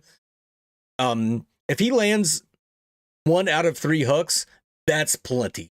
Yep, that's plenty enough. That one hook is either going to almost or definitely kill somebody. Almost certainly going to force out a flash. So I like these changes. Kind of nerfs him off lane, which I love playing off lane. It's usually your E is what you're dealing damage with anyway, I guess. So that's so much AoE. He's annoying to deal with in off lane. Seer Stratton, yeah, he's still. I think you're talking about Revenant still. Yeah, he's still a range carry. Like, they didn't change him that. Sevarog, with Siphon's base damage increasing, we can nudge the physical power scaling down as it will still continue to outpace his basic attacks. We're also looking to tackle this Reaper's early game sustain as the S factor changes solidified his early game and made him a bit too safe whilst he claims the souls of your minions. General health regeneration decreased from 1.5 to 1, and Siphon, that's his Q, his iconic ability. Physical power scaling decreased from 80% to 70%. Minion healing decreased from 15% to 10%. I'm confused, and maybe you guys, because I don't remember from the last patch, but isn't those the exact same things that they buffed on him in last patch to try because he was struggling in lane? And yeah, but they're edging it down just a little bit, and they increased his base damage too. So this doesn't touch his base damage at all. Okay, which I think is fine. Okay, I haven't played against Sevarog in a while. Since I don't play a lot of Pred in the first place, but when I did, I don't really see him in my games. So I was just curious. It seemed like the same things they buffed to me, but you guys got it. He's the best offlaner medkit? Okay. Is he the best in solo or in 5v5s like you're used to playing in? Because that, to me, that would be the big difference. With Sev, it seems like he probably would be really good in 5v5, more comp type play where you can play around him. But in a solo queue environment, I think he would struggle. But I could be off. I don't know. I always clap him up as Grux in the offlane. I don't. Grux is really strong in the offlane, unless he's going up against. Well, we won't go into all that. Items tier 2 Divine Wreath. Now you can stack wreaths to your heart's content. Bug fix heal and shield power is no longer unique. So I think this is one of the builder items into Wellspring. Tier 3 This patch, we're taking a look at Omnivamp Nightfall. For Nightfall, we're moving its power to its consistent damage and putting the sustain into its passive. This will prevent players picking it up for easy additional Omnivamp rather than playing for its isolation condition. General Omnivamp removed. Physical penetration increased from 8 to 12. Isolation range decreased from 600 to 500. Build path changed from Honed Chris plus Bloodletter to Honed Chris plus Honed Chris. Dusk passive. Omnivamp increased from 5% to 8%. This seems like a Kahlea item. Jelly, you got anything to say about Nightfall? I mean, it 100% is basically a Kahlea item. I think this makes sense, right? We're removing the Omnivamp from just the base stats that you're getting, shifting it more toward the passive, so you actually play around the passive itself. Makes a lot more sense because that's the intent of this item: is find people to box 1v1, and this is where you build this item, right? If you're not doing that, don't build Nightfall. Is what should be happening. It wasn't until hopefully this patch.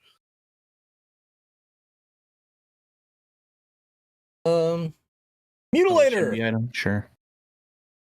Mutilator continues to mutilate. We're continuing to decrease Omnivamp here and put the power into its haste instead. Omnivamp decreased from 8% to 5%. Ability haste from 20 to 25. I think this is still going to be a fucking insanely good item that's really good on both Crunch and Grux. 100%. Yeah. You're not really looking for the I mean, the Omnivamp's nice. Don't get me wrong. You do want the Omnivamp, right? Like that's still, like, especially for Grux, where when you start getting into his attack speed, you know, you want to be healing off all that damage. Yeah. You know, that's what keeps him in, especially those late game fights, right? That's what keeps him so annoying, because he has all that fake tankiness with all the healing that he's getting almost. Yeah. It's kind of nuts. You really have to focus him and blow him down. Tectonic Mallet. Likewise, Tectonic has felt a bit out of place with the Omnivamp, so we're shifting it away and specializing it more into that bruisier magical armor option it was designed to be. Omnivamp removed, added 10 ability haste. Magic armor increased from 30 to 40. Build path changed previously, nullifying mask plus bloodlust, blah, blah, blah, blah, blah. So just no longer has Omnivamp. But has a 10 ability haste. And it has more magical armor. The crazy thing is how many bruiser items we're seeing change from Omnivamp to ability haste, because now we're gonna have some really quick ability haste on a lot of these characters a lot faster. So it'll be interesting for sure. Though I'm not saying Omnivamp should have stayed, but this is just we're giving a lot of ability haste as a replacement. It's like we're saying that these are more of like nerfs for Crunch than for Grux. Yeah. And Grux has Omnivamp built into his kit natively. Yeah. Which I'm fine with Crunch nerfs. I fucking hate Crunch. So the Seer Strat has an interesting question that has nothing to do with anything we've been talking about, but I saw it and it caught my eye. The original the orders in Paragon, Darkness was not one of them. Darkness was Chaos. I think we're missing the red one, which I can't remember what the red one was called. Yeah, I'm the wrong person to ask. I don't know. But Growth, Intellect, Order, and Chaos were definitely 4 of them. I just don't remember what the red. Anyway, I don't know. It sucks that I can't remember that. Let's move on now to Wellspring. Wellspring has not been working as intended. With these fixes, the item should feel far more impactful and help support players keep their teammates alive, even if they do not have access to heals or shields. So the bug fix, Wellspring no longer ceases to work when it comes off cooldown whilst the player is dead. That sucks. Quality of life. So many different answers. Rage, Fury. It was death. I looked it up. Chaos, death, growth, knowledge, order. There you go, guys. You asked Paragon boys a Paragon question. So Chaos was the red one. Chaos was the red one. Okay. Chaos was red, death is black. Now, Quality of Life now checks if there is a target ally nearby and if they are damaged before committing the cooldown of Soothing.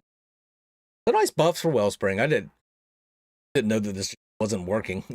Would have been nice to know. Bug fixes. Fix the bug with the UI. Blah, blah, blah. Man, I'm not going to go through all these fucking bug fixes. Please don't. I'm begging you, please don't go through all the bug fixes. I'm not doing that shit. All right, that's going to wrap it up for Predecessor. Just overall thoughts on the patch, guys, while I'm switching everything over to Ethereal.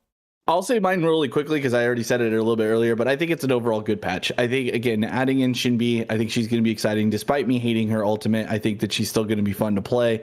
I think the Fangtooth adjustments are amazing. I think that's going to really shape the way that the macro style of the game is played. Hopefully we get a little bit less, FFs at 15, and maybe that means because people will feel like they can actually have an opportunity for comebacks. We will see. And the AI stuff for having bots to play against in practice and do all that stuff, I think should have been at the beginning. Same with the store, but I'm glad that they're both in finally. And I'm not going to go back into the skins because that's just to me a big letdown. But yeah, Jelly Knees. Yep, I'm basically the same way. I think there's a lot of good stuff coming in this patch. This is going to be a very large patch for the community as a whole. Mm-hmm. And I think that's a really good thing. And they're crossing more and more things off of their roadmap that they gave when they first released. So that's a good thing as well. Yeah, I'm mainly excited for the Fangtooth changes. I think it's going to make the game a hell of a lot more fun. But now let's move on to Ethereal. And for Ethereal. So we've seen in their previous videos, we saw that they had the shop. They have an actual shop at their base. This doesn't affect gameplay at all. It's just a nice, cool thing to see because you always have the shop. You have the fountain where you can only buy your items in every game, every MOBA, but there's never an actual shop. So we have a shop here. And Jelly was kind enough today to provide me a picture. Because if you're going to have a shop, then what else are you going to have, Jelly? You gotta have a shopkeep, someone to take your money. That's right. You can't just throw the money over the counter and just pile up. No, though now I kind of want that as an option. Like throughout the course of the game, there's just a pile of gold that just gets bigger and bigger behind the counter of the shop. That would actually be okay. You know what? That actually is a really good idea. You should have it to where you buy an item, you just see your character throwing gold at the. It would be hilarious. Oh boy! You have now I want like a toggle option where I can either have the shopkeeper or I can have the mountain of gold growing behind the counter. But yeah, so we've got the shopkeeper for the shop, and dude, this guy, I love the design of this guy. Like it's just you guys, your reactions earlier were the funniest things to me when I sent this to you. Right? And I was like, oh yeah, we can talk about Ethereal shopkeeper. And then Viking, why does he look like he wants to fight me rather than give me items? Yeah. He does, dude. Man. He looks like he's about to like fly through the lane, and like you could have said this is the shopkeep, but he's not the shopkeep. He's a playable guy called the shopkeep, and I'm like, okay, that makes sense. He looks like he's ready to fuck you up. Who wants to buy shit from this guy? He's got inverted dog legs. Yeah, you buy on every back or else. Okay. Yeah. Look at his face. Look at his fucking face. Oh man. If that doesn't look, it looks all Shinigami and shit. Dude. He's not that scary. Why is he smiling? What's he so fucking happy about, Jelly? When this went out on Patreon a while ago, that one of the comments was like that people were talking about like, oh yeah, this character from Hollow Knight really from Hollow Knight really leveled up. Like Jesus, like just absolutely fantastic. Oh my god, yes, no. He's incredible. He does have a name. I have been told I'm not allowed to share it with you guys yet. Because it's gonna come as part of like a big lore for him, because we're making lore for the shopkeeper and everything, because why not, right? Like your guys' reactions are the exact reason why we're writing lore for the shopkeeper, because clearly this guy has a story to tell you. But yeah, he's got to get his items from somewhere, so he's just fighting other people. He uses the coins for power instead of items. You know what? Maybe that's it. There you go. Yeah. You just don't ever want to recall because you don't know if he's just going to kill you. It's true. No, don't back without money. You're muted. You're muted, Jelly. You're muted. Jelly, you're muted. Uh-oh. I bet it's the new kitten. It's the new kitten wreaking havoc. It really does look like it wants to fuck you up, though. Like Gilgamesh. But he's not that scary. He's got bunny ears. That's fine. That's an odd choice. I thought they were horns, but yeah, they look a little more like bunny ears to me now that you say it. That's what I saw when I first saw it. I was he's a little more friendly now. Yeah, that's why he's smiling. Jelly, can you speak yet? No, you can't. We cannot. We don't get to hear from Jelly Knees anymore about this. That's okay. You know, we'll just we'll carry on, talk more about it. We'll make up stuff about it. So this guy is going to get bigger as you give him more money. And he will change colors. So he starts off with the current, you know, edgelord, but by the end of the game, if you've given him enough gold, he's got a rainbow tunic on. You know, there's a 1% chance when you return back to base that he'll actually steal gold away from you. Yeah, he just steals it, and you can't do anything because look at him. Your gold is mine now. And it's 30% of your gold, so you better back as soon as possible to minimize the amount of okay, let's not make this shit up.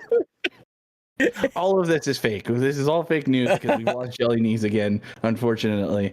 But again, guys, I'll speak on behalf of this for the team that Jelly Knees so graciously represents every week for us. If you guys want to support the project, they do have a Patreon.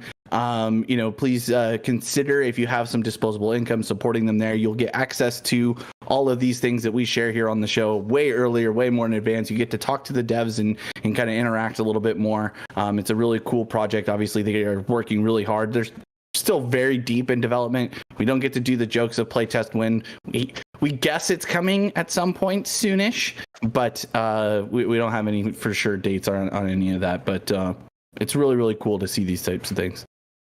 I think it'll be really cool if the shopkeeper has voice lines too. Oh, I think that was something he mentioned that he wants. I don't know if it's going to be, if it's something that's already done, but he said that was something that he liked about, like, in League, when you buy from on Aram, you buy from the shop and they have like quips and stuff like that. So I hope he has some funny shit to say, as well as some really edgelord stuff to say. Like, yeah, I want it to be cringy edgelordy too, like really leaning into it.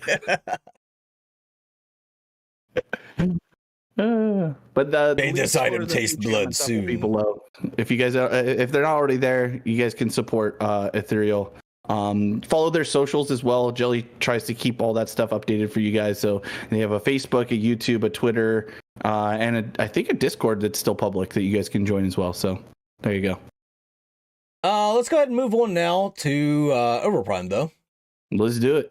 So the Overprime that we're going to go through way more patch notes. This is going to be a long show. We're not going to do the questions at the end like we normally do, because I knew that we were going to be just front loaded with all these patch notes. Now this patch is actually live in Overprime, so we can actually talk about our experiences with some of these changes as we go along. And I'm not even going to fuck with the names again. I'm just going to leave them there and confuse the hell out of anybody that's watching this later. So let's get into these Overprime patch notes. You should fix it. It looks really bad. Does it look okay? I'll fix it. You should fix it. No, he's back. He's back. Oh, okay. So you don't have to fix it. Oh, he's still Still can't hear him. Yeah, but he's at least a pretty face sitting there. Can you talk, Jelly? How about now? Hey, there he is. Oh, Jesus. That was a mess. You could just call me Mangoose. No. I got that a little too late. That was funny. You're so stupid. I love you. So with the new patch, we got Iggy and Scorch, which is probably the biggest part of this patch. Let's go, boys. So the hero intro. Let's you guys want? Let's just get into Iggy and Scorch. I got to go to a different link to.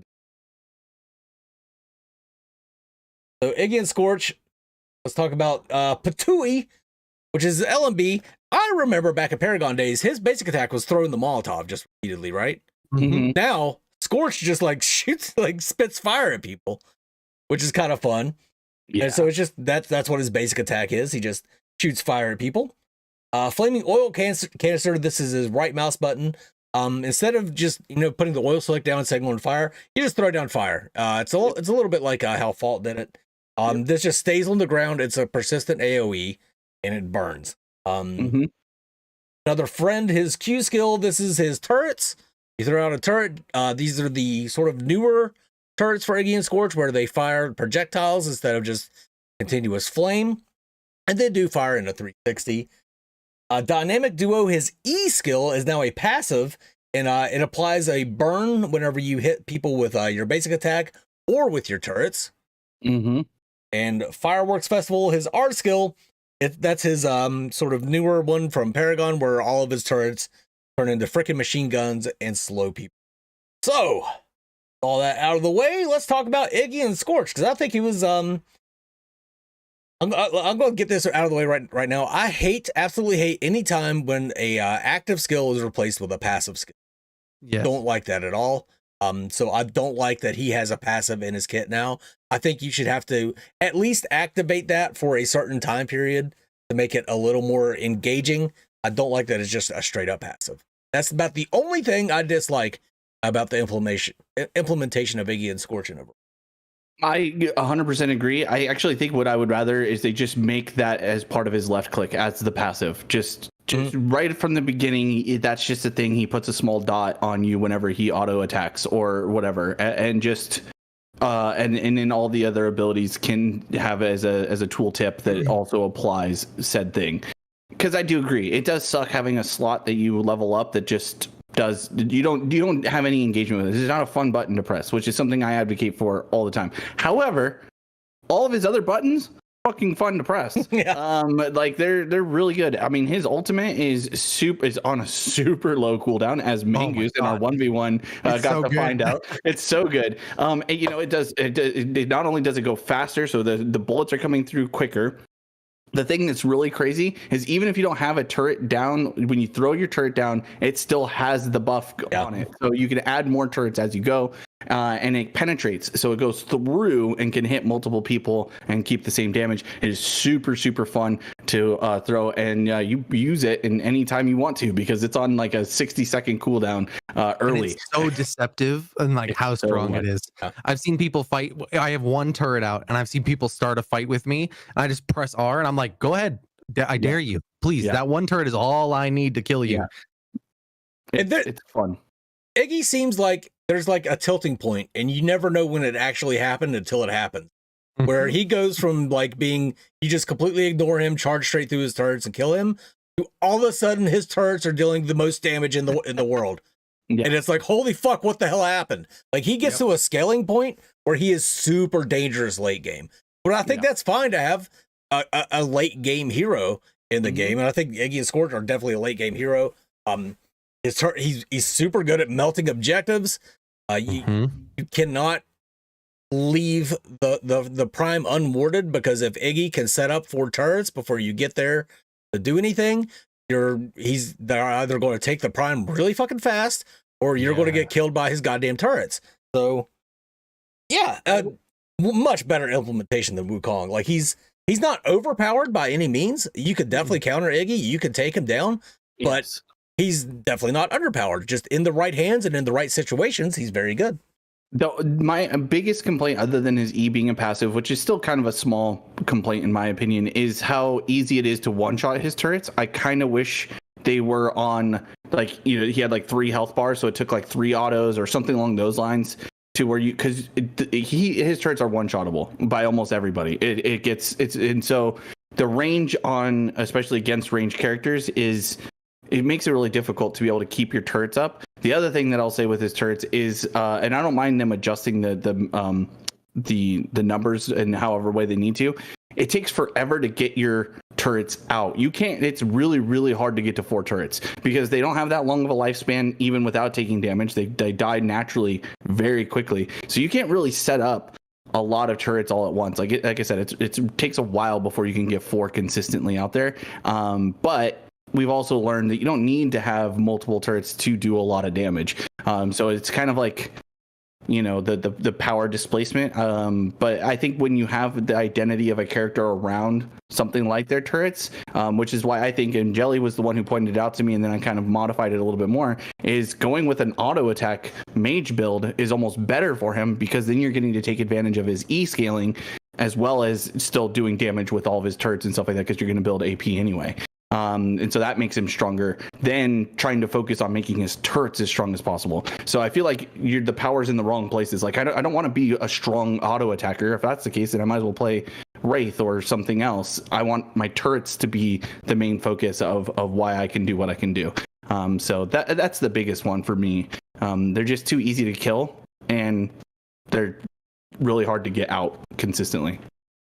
I mean, I think if the they thing with the turrets is the range on them, because the range on the turrets is basically right around what ranged attack, what the ranged attacks range is. Yeah. And so really all you have to do is just pop in for a split second, land a shot, and you can back out without taking any damage. Well, because right? they And don't so- target you automatically. They target whatever they're already hitting or whatever Iggy has hit last. So if you can come into the range of the turret and it won't auto focus onto you unless Iggy attacks you or you're the only thing in range.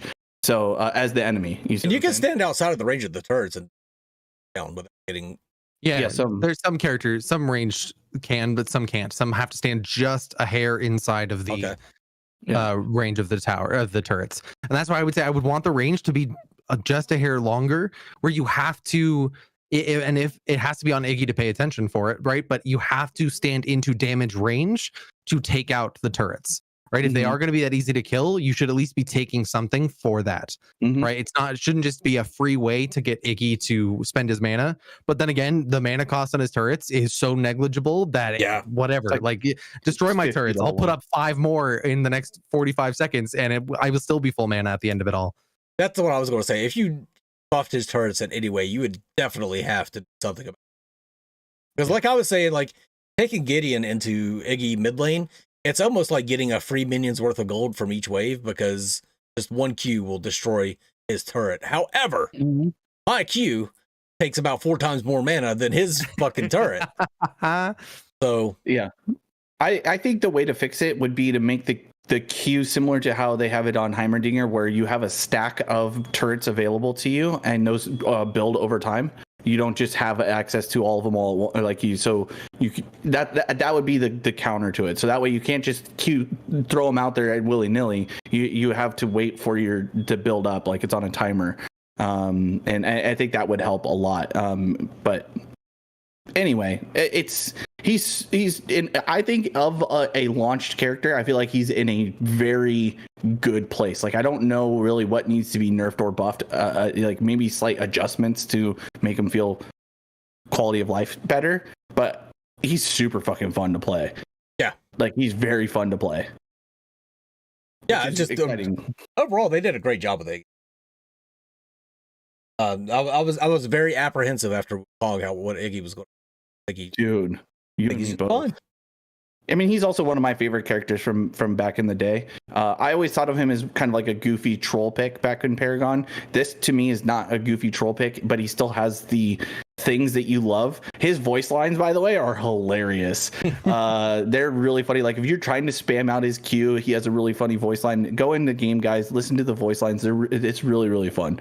But yeah, he's a great addition. Hopefully Crunch will also be a good addition. I'm nervous about Crunch coming into the game because it seems like to me Crunch is either broken or useless. But we thought the same thing about Wukong, and he went the avenue of useless. So doesn't stop some people from playing him though. Yeah. I don't think that Wukong is the way that they've implemented him is not in a state where they couldn't balance him better. Right? Like we talked about before, give him the ability to use his Q and his right click independently of stance, right? That if I switch stances, that is a refresh effectively on my cooldowns. And then if I switch back, I'm still on cooldown from the previous use of them, right? Like there are things that they can do that they're not doing for him that are just kind of strange. And I think going back to the passive discussion for making Iggy's E a passive and effectively Wukong's E a passive, right? It's got the stance switch, but it's also got the passive attached to it. That why aren't they adding passives to the game? Like at this point, just create a passive slot and just shift those passives over and do something else with it, right? Because they've added a lot of passives to these abilities, but also made them active, right? Like so, it's this weird like we're playing this weird middle ground, and then the abilities are suffering for it instead of giving another way to tune them in a different slot. All right. Anything more about Iggy before we move on? The skin looks good. Yeah. Really good. Even adjust his turrets. Awesome. Oh Turrets my are gosh. fucking insane They're looking. fucking Yeah. cool. A little pro tip, I guess I'll throw out there for the people who play. You can throw his turrets and they're invisible to the enemy in the bushes. It doesn't look like they're visible to you. You will still see them in the bushes, but enemy teams will not. So you can set some stuff up with the turrets and bushes and have some fun with that. Just as a heads up. And they attack wards. They attack wards. Your turrets do attack wards. That's big. Yeah. So new skins added, another love story. I guess they're doing short stories on these. I didn't look at it, but I saw a short pop up in my feed with a storyboard about this. But anyway, got Gadget, Bellica, Twin Blast, and Murdoch. These are the skins. You can see them right now. The biggest change, of course, is Murdoch, because this is the first time we've seen Murdoch without his helmet, but not a fucking lizard. You know what I mean? Like we get Murdoch's face, blade looking motherfucker. Looks really good. His skin's really cool. All of these skins are they redid their tiers. We'll get into that a little bit more. All these are about 100 kima, which is like $10, and they all have effects on them, which I did not expect at all. Yes. They all have different visual effects. So Gadget, I forget what her mine is, but her ultimate, like, it looks like there's a bunch of fireworks and stuff going off inside the Tesla Dome. I think Gadget's probably my least favorite out of all these skins, but it does look good. Bellica, really cool. Her drone is a wedding bell. Her bomb is a bouquet of flowers that blows up. And whenever she uses seismic assault, not only does the earth pop up, but there's flowers that come up along with the popped up earth. So that's really cool. Twin Blast, again, just fireworks coming off of his grenades. And Murdoch, just fireworks on his Q rocket spam. Mm-hmm. Overall, pretty cool. I see. And for me, like none of these skins are screaming like, oh, I have to pick them up. But at the same time, they're interesting and unique enough in their own right that there's going to be people who are like, huh, I'll grab that one. Yeah, it's $10. Okay. We were joking about this, but the Gadget assets continue to become more like aggressive. Is I guess. Her bosom becomes more ample with every skin implementation. It's wild. Yeah, so the plot, it thickens, so to speak. Yeah, she's thickening, that's right. I like how I try to do a little bit more subtle and you just go straight through the subtlety. Oh boy. Iggy and Scorch. Yeah, they're all pretty good. Like I said, visual effects and everything for $10 is just an outstanding. Well, and like I said before, I think skins are just always. Caught the Bellica one, you just had to. Yeah, I understand, man. It's cool. It's cool. I think the Bellica one looks more like I said. This shit, that's definitely a shotgun wedding dress. Like that's kind of the trailer park wedding dress that she's got on right now, which I dig. I like the trashier girls, but where are you from again? West by God, Virginia.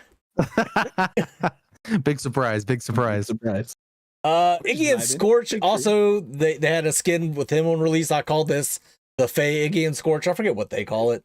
It doesn't matter. It is the Fae Iggy and Scorch. It's fine. Yeah, it's fucking cool. I think it looks cool. I was immediately purchase it, but of course it's also my favorite champion, so I couldn't avoid it. Yeah, and the turrets are new and everything. Very cool. For the skin. And a Howitzer, they've got a rare skin for Howitzer, which I haven't seen anybody use. This is just a recolor, really. So yeah. I believe you could buy this one with Jeremy's, right? I believe so. I don't know. I wasn't that interested in it, so I didn't even look. Not gonna lie. I haven't seen a lot of Howitzer play. He's being a bit overshadowed, I feel like, by the other mages. Yeah, I don't know why, because he got some buffs this time around, and they're good buffs that he needed. Expedio says the Iggy skin is fire. It is indeed. Let's talk about some of these hero balance changes. The Fae, thank God. I was about to do a honest hero review on the Fae, and I might still do it because I don't think these changes were enough. She's still broken. Forest Wind, her Q skill, that's the Bramble patch. This gives you a speed increase in Overprime instead of a slow. Before it was a 40% speed increase. Now they dropped it all the way down to 25. This is a major nerf to the movement speed that you get off this. it wasn't just the Fae that gets that movement speed. It's everybody on the Bramble Patch gets that movement speed. All of your friendlies, not the enemies. And then a Force Warning, her E skill, which is probably her biggest problem, cooldown adjusted before it was 6 seconds. Now it's 9 seconds. Not even going to read the dev comments. I'm just going to talk about this a little bit. Her problem right now is that E skill. I've talked about this with Soul Reaper on several occasions. It gives you mana back whenever you hit it, which is just always, that's always been Faye's way with Harvest Nettle. That's what it was. The original name was. It was Harvest Nettle. The thing is, Harvest Nettles was a skill shot, so it was fairly difficult to hit. Not overly difficult, but difficult to hit. This is a fucking lock on that deals AoE damage when it hits. So if you hit somebody in their wave, it also deals damage to their wave, and it gives you your fucking mana back, and it deals a ton of goddamn damage. So like dropping it from 9 seconds, from 6, changing it from 6 seconds to 9 seconds, that's not doing much, because when you think about in lane, as you're trading, as you're going back and forth, Faye isn't using her E on cooldown because she's got other shit she needs to be doing.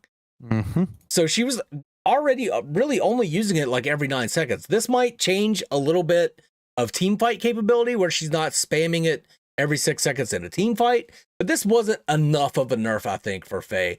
The Bramble Patch nerf was far more impactful to the way that the Faye is played. However, 25% is nothing to sneeze at as far as movement speed increase. So to me, when I played her this week, that was the biggest that I noticed was the slow or the speed on the Q. Like, because I play her in off lane for fun.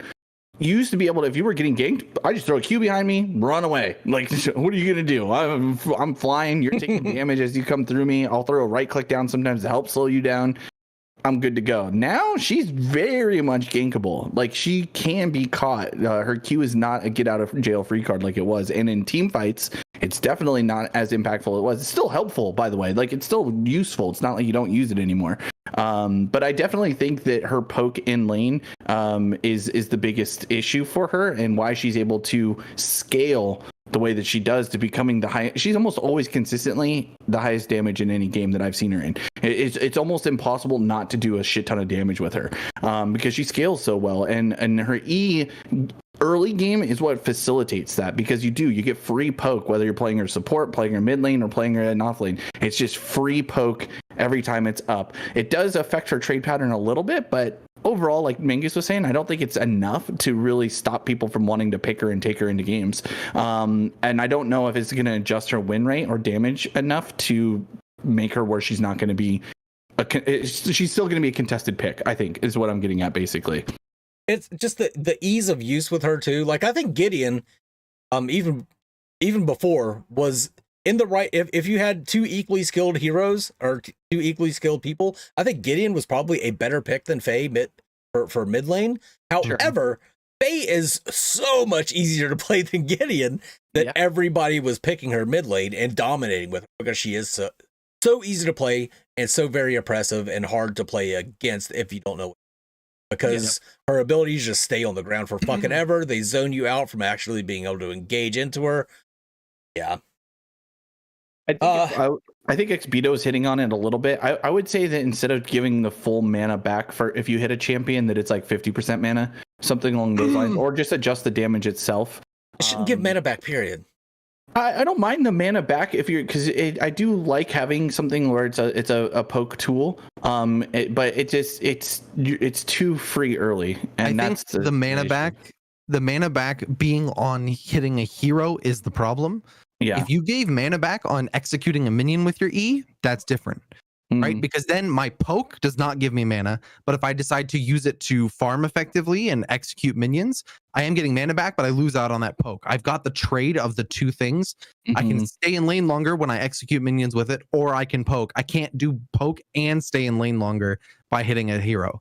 Right? Like, that's just, you're getting the best of both worlds. I think that would inadvertently make her a better choice, make her a better hero overall, because people would actually use her E to clear waves, which is what actually makes Faye such a good mid lane pick, is her clear. She's able to force you under your tower and then poke you with the E. But people use that E to poke in lane, and they invariably end up taking damage from your range minions because she's not using her E to clear the wave. Yep. I think that change would make people a little bit better at Faye, actually, without meaning to. I agree. I think it could be a good adjustment, but I don't foresee them doing that. They're just gonna have to keep looking at the numbers, and I mean, it was the same thing we felt like with Gadget, right? Until they tuned her down quite a bit, and now she's, in an okay place. I mean, she's still strong, but she's not overpowered. And JVN, congratulations on your first Revenant game there. Before we move on, I did double check just now on that howitzer skin. You cannot buy it with Jeremy's. No? Okay. Well, that sucks. It does suck. Not a fan of that. Fuck that. That's an epic asset recolor? That is an epic asset recolor. Yep. Pieces of shit. Fuck you. You motherfucker. Dude, that bothers me. I know I gave the Pred guys a hard time. I'm gonna give these guys a hard time too. That fucking bothers me. I just don't get it. Like, I know that OP spends a lot of time making things look a little bit better than they did back in those times, but it's still, at the end of the day, it's not. You didn't have to do anything. You got those for free, and you're gonna charge people for them. Fuck you. Let's move on to Steel. Advanced Q skill, base shield amount adjusted, just lowered across the board. His shield defense coefficient adjusted for is 0.4 of the current defense. Now it's 0.3 of the current defense. So they just revved. They just nerfed Steel's Q, which was needed. He's another one that's either just massively effective in however he's played. Yep.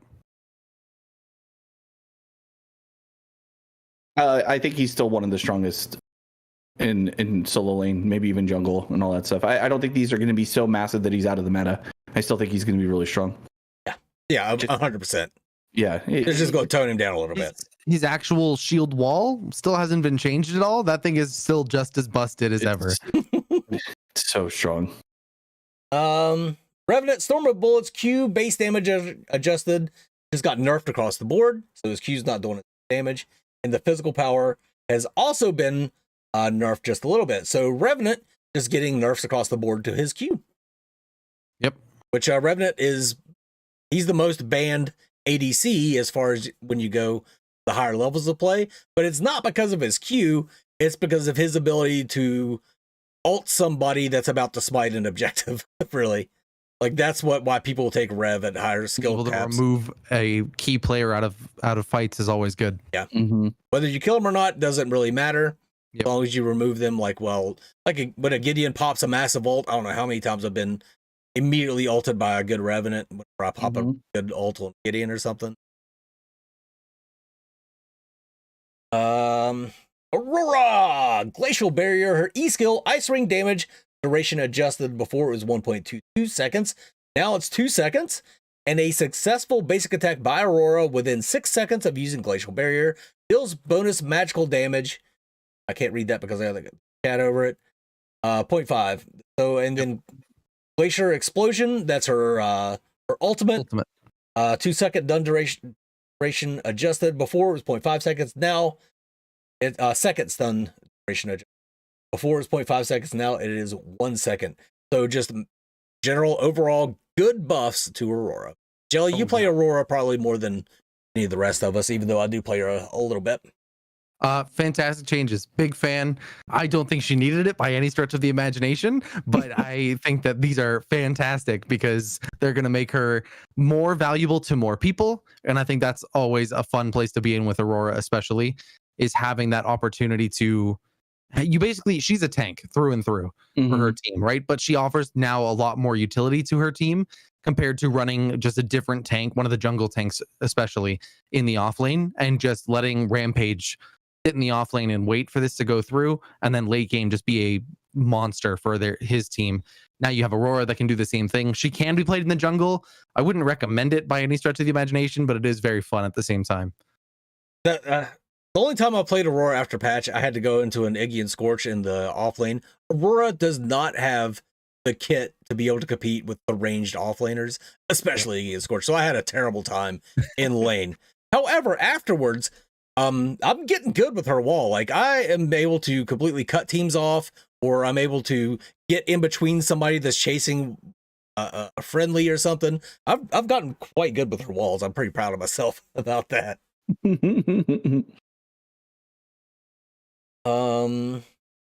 Countess. I think. Okay, good.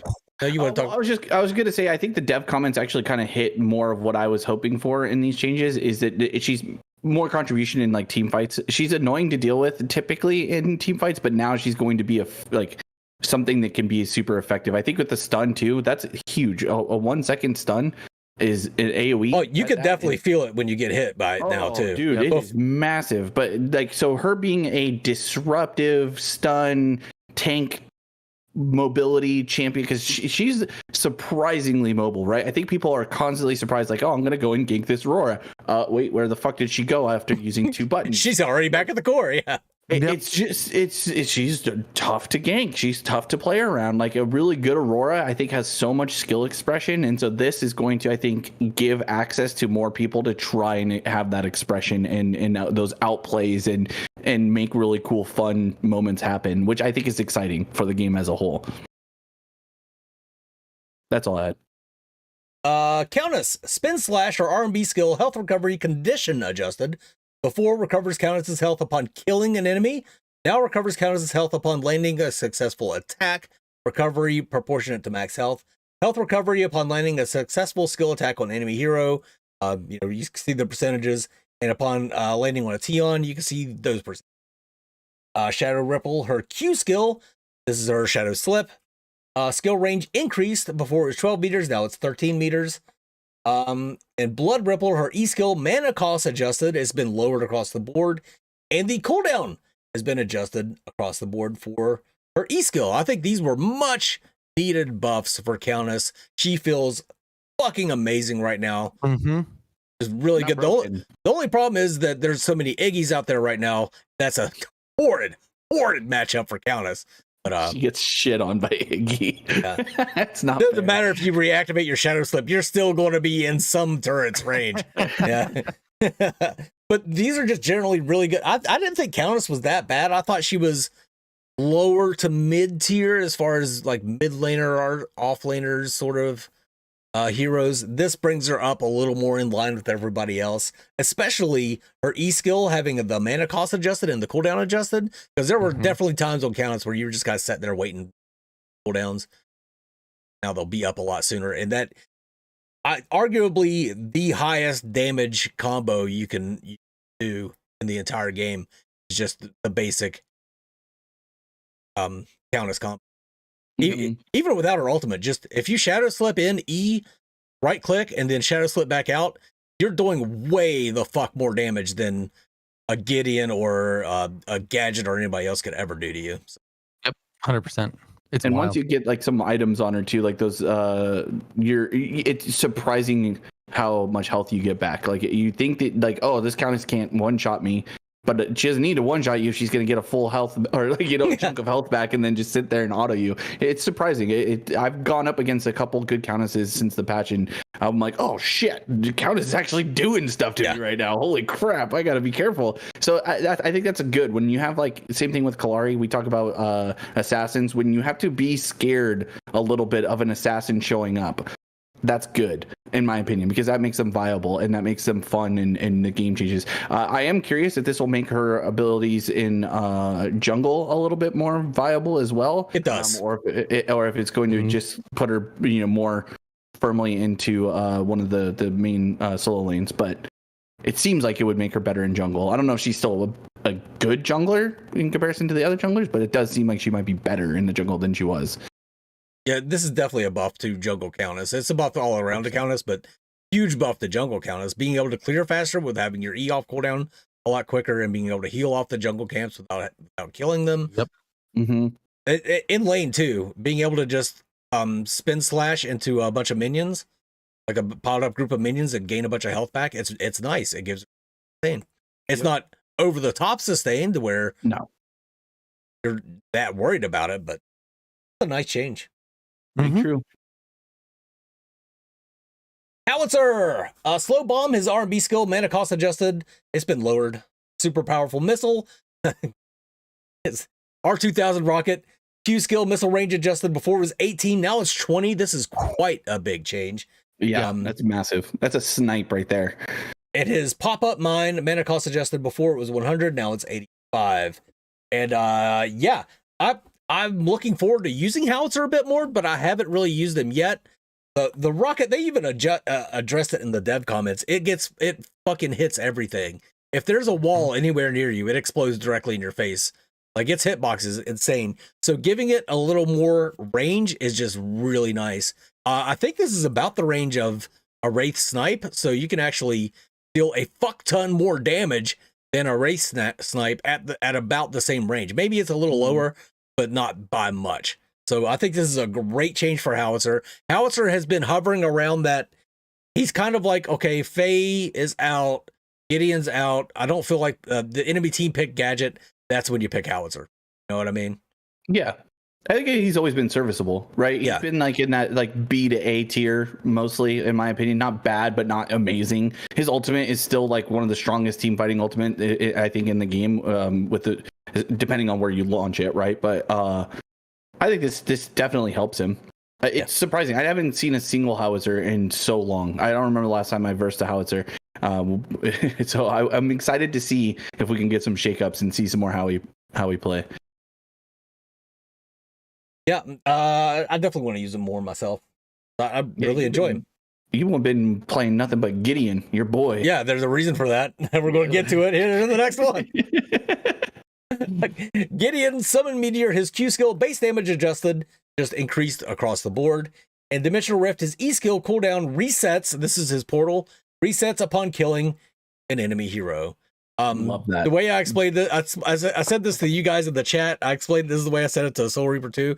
It feels like I went to a restaurant, had a lovely steak dinner, and the waiter came up and said, how was your meal? And I'm like, oh, it was excellent. Thank you very much. Compliments to the chef. And he was like, we're so sorry, sir. Have some free cheesecake on the house. Like, why did they buff him? He was already super good. Probably the best mid laner when played well. Yeah. And then they give him buffs? Like, why did they do this? He's to the point where he's kind of oppressive right now. It's weirdly like, it almost feels like they're like month and a half, 2 months behind to when we were complaining about him being one of the worst mid laners in the entire game. And then they're like, oh, we finally caught up to that. And they're like, oh, okay, so let's buff him one more time. It's like, wait, hang on. No. We've already buffed him. I will say, however, go ahead. The E skill cooldown resets, I don't always get them. Oh, it's like like half the time I get it, and I don't understand why. I wonder if it's like I don't know, like within a certain amount of time thing or something, and it's I have just no idea, man. Up. But either way, I think that the Q changes were unnecessary. Adding in the E to me is just cool in general. I think it's a cool thing, regardless of how strong he is or not strong. I think being able to give him, like, if he gets a really good ultimate off, manages to get a kill, because that's always the complaint, right? It's like you go in and then you're just gonna fall down into the rest of the enemy team if you didn't kill everybody, and then you're just a dead Gideon because you don't have anything else to do. Having an opportunity to be able to play aggressively with your ER combo and then be able to E out and continue to be Gideon, I think is amazing. I think that's so freaking cool. I'm excited to see somebody who's really, really good at him being able to do like a montage of him getting an E kill, E kill, E kill, or something like that, because I think it would just be super sweet to see take place from a skill point. But I think adjusting and giving him a buff to his Q was unnecessary. He was already, even if he was just in a farm lane, he was doing fine, because the mid lane, as we know in Overprime, is so short. Even if you're spamming all your spells, you get back and you've maybe lost like 16 gold total because the minions happen to hit you're just not losing anything. It doesn't really matter. So Gideon was always in a good place, even if he's just in a farm lane and not getting to play aggressively and go after kills. So this was a little bit unnecessary in my opinion, because those Qs fucking chunk. Like they fucking hurt. It's insane. Well, you were talking about, Jedi, my very first game with Gideon after the patch, I was playing with Menace, and he was talking about looking at my icon on the minimap, just because I dove in, ulted, E'd from the ultimate into a Chimera, killed him, E'd off of that to try and get to a Twin Blast, but the Twin Blast had the dash and flash to get away from me. Yeah, but how good did that feel? It probably felt amazing. Oh, it felt great. Like it felt great, but unnecessary though. No, it's a cool change. It's a cool change. Yes. If they would have given him this change, but nerfed his Q, I would maybe understand it. Yeah, but they buffing the buffed Q his doesn't make fucking sense. Q on top of this. Like, what the hell, man? Whatever. Yeah. Like Gideon Rain, I guess, at this point. Narbash, inspirational anthem. That's his health recovery. The amount adjusted. It's just been dropped across the board. So just like Predecessor, Narbash's healing has been decreased. And again, the higher ranks of the game, you would see Narbash prioritized for a pick or a ban because he just wins lane early and then wins games late. Yeah, he's pretty strong. Especially if people don't build it fucking A heel cut item? Yeah. They really need to come up with a name for their heel cut because we got tainted for Predecessor. We had what was it? Blight. Blight, yeah. They need a name for it. It's something consistent for sure. Item balance changes. The shield value of the Kima Gemstone of Fortitude, that's your green gem, varies based on the hero's role. So now melee hero shield value is 50, but the range hero shield value is 25. Huge. Yeah, this is a pretty big change. It was green gem was being taken on absolutely everyone except for the support and the jungle. Yep. Yeah. Even sometimes supports would even pick it up. But now I think it's still probably better than anything else for real, because you still get that health regen, you still get the mana regen. You miss out on some stuff. Melees, it's still definitely the better option. Oh god, like yeah. Shinbi should still be taking Gemstone of Fortitude. Countess definitely take this. Countess, absolutely right. But offlane Grux, offlane Several, yeah. On like Gadget, yeah. I mean, I think at this point now you're deciding play style. Do I want to be able to play a little safer and sustain in lane a little bit better, or do I want to be able to do a little bit more damage? Yeah. One is not necessarily better than the other, but you've got the choice between the two, right? And whereas the others are definitively, it's a better choice to take Gemstone of Fortitude. Ray Leos, I agree. I wish they would just buff the others instead of nerfing the green. That's what I was going to say. I think that the real issue here is not that green was overpowered. It's just that the other options were not good. And I still kind of feel that that's the case. Now green is just also in that same conversation of like, is it really that good? I don't know. Like, it depends. It's like, so you're kind of choosing between like shit soup and shit sandwich. You know, it's not really that great. None of the starting items feel all that good, except for the support item, I think. And you could maybe make an argument, obviously, for Smite, but it's whatever. I've definitely went back to playing more of the blue gem on the mages just because you want the additional, magic power and stuff like that. But anyway, you hearing weird shit? What's going on over there? Yeah. Is it me? No, you guys go ahead and talk. Give me a second. Uh-oh. He's dying here, but he scrolled down on the page so we can talk about the next thing, which is the honor system and the player voting system, which is basically just a way of post-game being able to say like, yep, that guy was a great opponent to face off against, and these teammates did really good in these respective areas. Perfect change. I think it's a great way to do it. And they said they're going to have rewards going forward with it as well, which is great. And I think it's a little thing that goes a long way in like, yeah, I really liked playing with these guys, or I like playing against that guy. Like, that's something I used to do in League all the time. Is like, if I had a great lane, like a fun lane, even if I lost, that I'd be like, you know what, that lane opponent, I'm gonna give him an honor because like that was a fun lane.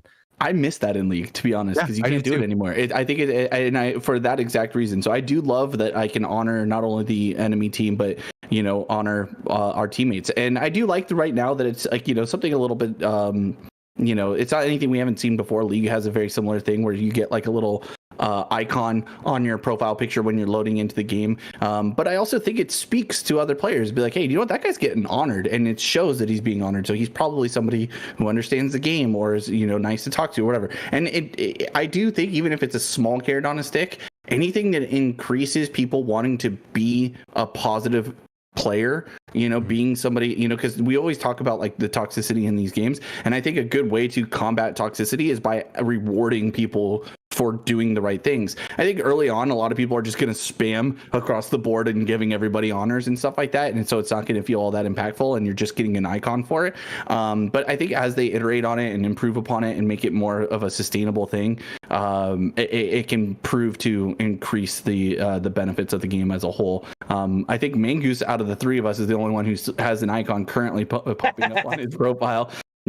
He's a popular guy. Everybody wants to honor the Mangoose. But no, I think it's cool. What did you think, Mangoose, about the honor system? It's fun. Like I'm always giving it to my own teammates, but every once in a while, if I play against somebody that I thought was exceptionally good, I will give it to them. Luckily, I was so happy about this. Like we went up against the Twin Blast that had no support, and he was still kind of kicking our ass because I had what apparently was a very new support that was just taking my last hits was the only thing she was doing in lane. But anyway, I was very happy because at the end of that match, I was like, you know what, that other Twin Blast was really good. I'm going to commend him, and then noticed it was Tickle Bandit who had been watching the stream the entire time. Like, oh shit! I was so happy that like it was like I got caught doing something good. It felt like. I love that. I'm excited to talk about this next thing that's on here. The Watcher's Eye common item. Yep. So wards now are they don't take up a slot, and you get them for free from the start, but they only last for 90 seconds unless you have the Gemstone. Well, yeah, Gemstone of Abundance wards still last 120 seconds, but now these wards only last, or 180, but these only last 90. Mm-hmm. Yep. Great change. Happy that everyone gets a ward. Why did you remove them from the store? Yeah. That's my biggest, my complaint about this is that allow me to still spend gold on additional vision if I want to, right? Like, yes, you're giving wards to everybody, which so far has amounted into more wards in the game, right? I've seen definitely more wards out on the map. That's great. But if I, as the jungler, want to go out and place more wards for my team to gain an advantage as I'm roaming around the map, don't punish me for wanting to do that, even if I want to spend the gold to do so, right? Like, just still leave the item in the shop. This helps you late game that even when you're full 6 items, you can still place wards. But it hurts the early game in that I can't place as many wards if I was trying to buy them or anything like that. Yeah, I think it's weird that they removed the option to buy them if you wanted to. Yeah. Just tied it to this. But this is something that a Soul Reaper brought up.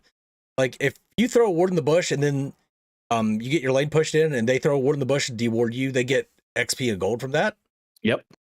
So they gotta come up with some more interesting places to put your wards if you don't want them dewarded. Yep. Well, what I found, because you guys are both making really good points, but the ward fights have also gotten a lot more interesting. The war of attrition of how much wards, because to Jelly's counterpoint, I guess, playing devil's advocate, limitation of the amount of wards that can be placed. Right before I could go to the shop, buy 3 of my 3 wards, so 150 gold, and I could go back. I throw down a ward. We both fight over it. You get it. Well, I have another one in inventory, so I could throw another one and now take away your vision. And because you didn't buy 3, I win the vision more. Now it's like a lot more play around it. Like I've seen team fights almost over making sure that the wards stay in our favor versus the others. And to me, I think that's good for the game. I do agree that it makes it a little bit harder to, try and set up vision, but it also makes your support item way more powerful, way more important. Your supports need to be way more like, don't just sit in lane when you have an advantage. Get out, find ways to ward out the enemy jungler, ward the pits a little bit more, especially now, which we haven't talked about yet, but the dragon or the deer pit has walls now, so you have to get vision in there in order to know whether it's being taken. I think you can still see a silhouette if they're attacking it, but obviously you don't know a lot of information without having a ward down. So really, really, really important, this is an indirect nerf to Kahlea players, because everyone having more wards. Yeah, it's not like it's not in that you're going to see her coming more often. It's more the fact that when you have her low and then she goes invis and runs away, it's far more likely now that you're going to throw that ward down, know exactly where she is, and clean her up. Absolutely. Jedi, we're not getting into this conversation about Kahlea. You cannot buy control wards, Expedo, but because every ward is technically a control ward in Overprime. Yeah. Shop improvements additions. This is something people have been asking for a lot. Item preset functionality added. You can set a preset in the lobby to use in the in-game shop. So cool. So you can set up items that you want for a particular hero before you go into the game or for a particular role, and then use that item preset instead of having to go into all items and then type in the item you want, which I still do. I still have it set up in any of these presets, but just because I know exactly what I want for the most part. Mhm. But this is a really nice quality of life change for new players, especially 100%. if they're looking up like some of the top builds and stuff. They can go ahead and make that top build and then have that in their recommended. I don't. Maybe I'm crazy. I don't know if there's a way to import currently. Builds? I don't think so.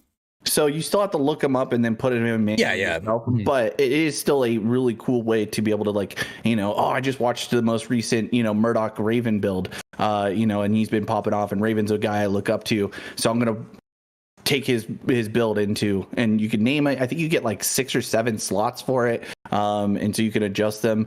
So I think I made like a basic mage build that I like, and then a mage CDR build. It's just one of those things that just makes the game better overall. It's great. I love it. Fantastic. They also have a limit to how many items you can put in there either, so you can really kind of fine tune it to the way you want it. Yeah, you don't have. It's not just like 6 items and you're done. You can put in helpful items as well, and it'll also help your build path too. Like you have an option for starter items and key. So it's really cool. Quick shop system added. I haven't used this at all. It's a shortcut button that allows you to quickly purchase recommended items. Recommended items are shown by category. This will be affected by your presets, right? I don't know that, but what and this is probably something Jelly will also want to be excited about. It's toggleable. You can turn it off if you don't want to deal with it. And I like that it's default on, because I think it'll help new players. Like, again, being able to just quickly see what's recommended, hit F1, buy the item, and then get back up on it without having to go in, pull the shop up, blah, blah, blah, blah, blah. I do think it's good, but if you're like me, I don't want to see that. I want to go in and, and see the items and do it myself. I can toggle it off. So big fan of the toggle option, that it's not mandatory. It's, These are just really nice quality of life. Go ahead, Jelly. Yeah. Great quality of life feature to be added in for new players, especially. Glad that it can be turned off, because I turned it off literally the first game. And for all of you Predecessor fans that have heard me shit on the UI and Predecessor, here you go. Here's your moment. The fucking UI for this pisses me off to no end. Like, it is so bad, it's wild. Like the stupid animation around the box is at like 5 frames a second. It looks terrible compared to everything else that's in this game. That is a terrible addition. I don't know what the hell happened there. The box itself is massive. It takes up a huge chunk of your screen. I don't care if I'm supposed to be in the shop or dead. Don't take up that much of my screen with a box. Like, the same reason I hate the crest thing on Predecessor. This is just as bad as that, in my opinion. Like, it's just so bulky and unneeded to be that large on my screen, right? The other thing, if I'm dead, if I'm looking at items, I'm whatever, you can cover up other parts of my UI if you're going to take up parts of this much of my screen, right? Like, do something about this. False quick item shop, as much as I didn't think I would like it, I thought was actually really great. It was clean, it was simple, and it was effective in what it was trying to do. This did not feel like that in the slightest. And I turned that shit off. Literally, the first time it popped up, I went, there better be an option to turn this off, because I'm done. Like, I do not want this. Get this out of my face.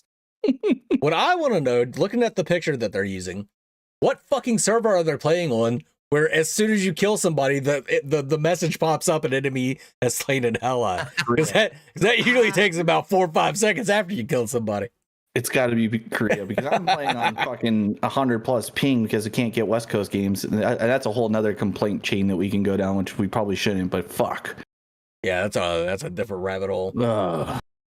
Matching improvements. The accept decline option before entering the matching phase has been removed, which I actually like this more than I thought I would. Players will now. Why is there no sound when I find a game? Dude, so weird. Oh yeah, there's no sound. I don't know if I have music turned off. Maybe it's under, like, that sound. The pop-up sound is under music or something. I have none of the sound turned off. There is no sound. Yeah, there's no sound. And that's it. Very weird, because like all of a sudden I was like, oh, we're in game. I was like, what? I was alt tabbed looking so. Yeah. Why is there no sound when I find a game? It's got to be a bug. I hope it's a bug and it gets hotfixed. That's all. Maybe they'll add that later on. Like, it's really bad. Beyond health bar visibility improvements, again, I didn't know what I was going to feel about this. I like it. Enemy Tion's health bar can be resized by enhancing the line of sight. The width of the enemy Tion's health bar has been slightly extended. and the luminous effects have been. The health bars are just easier to see for minions. Yeah. Hey, minions still suck, and they need to fix minions as a whole. So who cares? Okay, this one. Oh God. Weird. Shared cooldown for Destroyer Stone and Takema Gemstone. Purchasing a Destroyer Stone, that's your smite item. After selling a Takema Gemstone with an active cooldown will not reset the cooldown. The remaining cooldown for the Takema Gemstone will be applied to the Destroyer Stone. So what was happening is people would use their blink, go back, buy a smite so they have a smite for the. So that's going to limit that. That will limit the dual smites a touch, just a tiny bit. But this is the dual smites for all of 90 seconds. Yeah. This is a Dora the Explorer band-aid on a fucking cut to the carotid right now. Seriously. And I have never seen people complaining about this, that this should have been the fix for the multiple smites. Yeah. Like they're telling us like, yeah, the smite fix is incoming. It's right. It's going to be in the next patch. Great. I can't wait for that. And then it's this. And I went, okay, like, am I supposed to feel like this was a change? Because I don't. There's been a few like in the games when you didn't realize it. Like I think Mangoose was like, "Oh, I'm gonna buy smite on my back, so we have an extra smite," and you're like, "Oh, it's on fucking cooldown." So it does, I think, have it, but it literally, yeah, exactly. So for the next fight, you're just like, "Okay, well, I have smite now," like you know. So it still doesn't change the overall problem that is the multiple smites. And at this point, again, I just feel like they are okay with this being part of the game. The multiple smites meta, if you choose to go down that path, is available to you. I don't understand why they don't just add you get less gold and XP from minions in lane if you have the smite item. Because that would solve the vast majority of double smites. That was the change that I proposed, yeah. You don't have to make it a like if I pick jungle, I get the smite just automatically. You don't have to do that. Right? You can just make it if I'm in a lane and I have the smite item, I'm getting reduced resources because of it. Mm-hmm. Right? Then very quickly you will see people drop the multiple smite thing. And then this change of not having a shared or having a shared cooldown actually does mean something. Because if my smite's on cooldown and I try to switch back, now my blink's on cooldown. If I go to buy smite, now my smite's on cooldown. Then it actually has an effect. So I'm hoping that that's what we're working towards. But say that if that's the case for one thing, but also this is just a wild, that just needs to be the change. Why are we messing around with anything else first? My devil's advocate will be that I still just think that you can remove the ability to have double smites or multiple smites. You are frozen on a hilariously funny face and roboting hard. Okay. So interesting. Is it still going around? Yep. Well, at least at least your face is changing, but now it's even funnier. You went from taking a shit to old prospector. I don't know how. I have fantastic internet. I don't know what's going on. But okay. It's still distorting. Yes, very. I'll just call back. Sure. Yeah, whatever he said. Okay.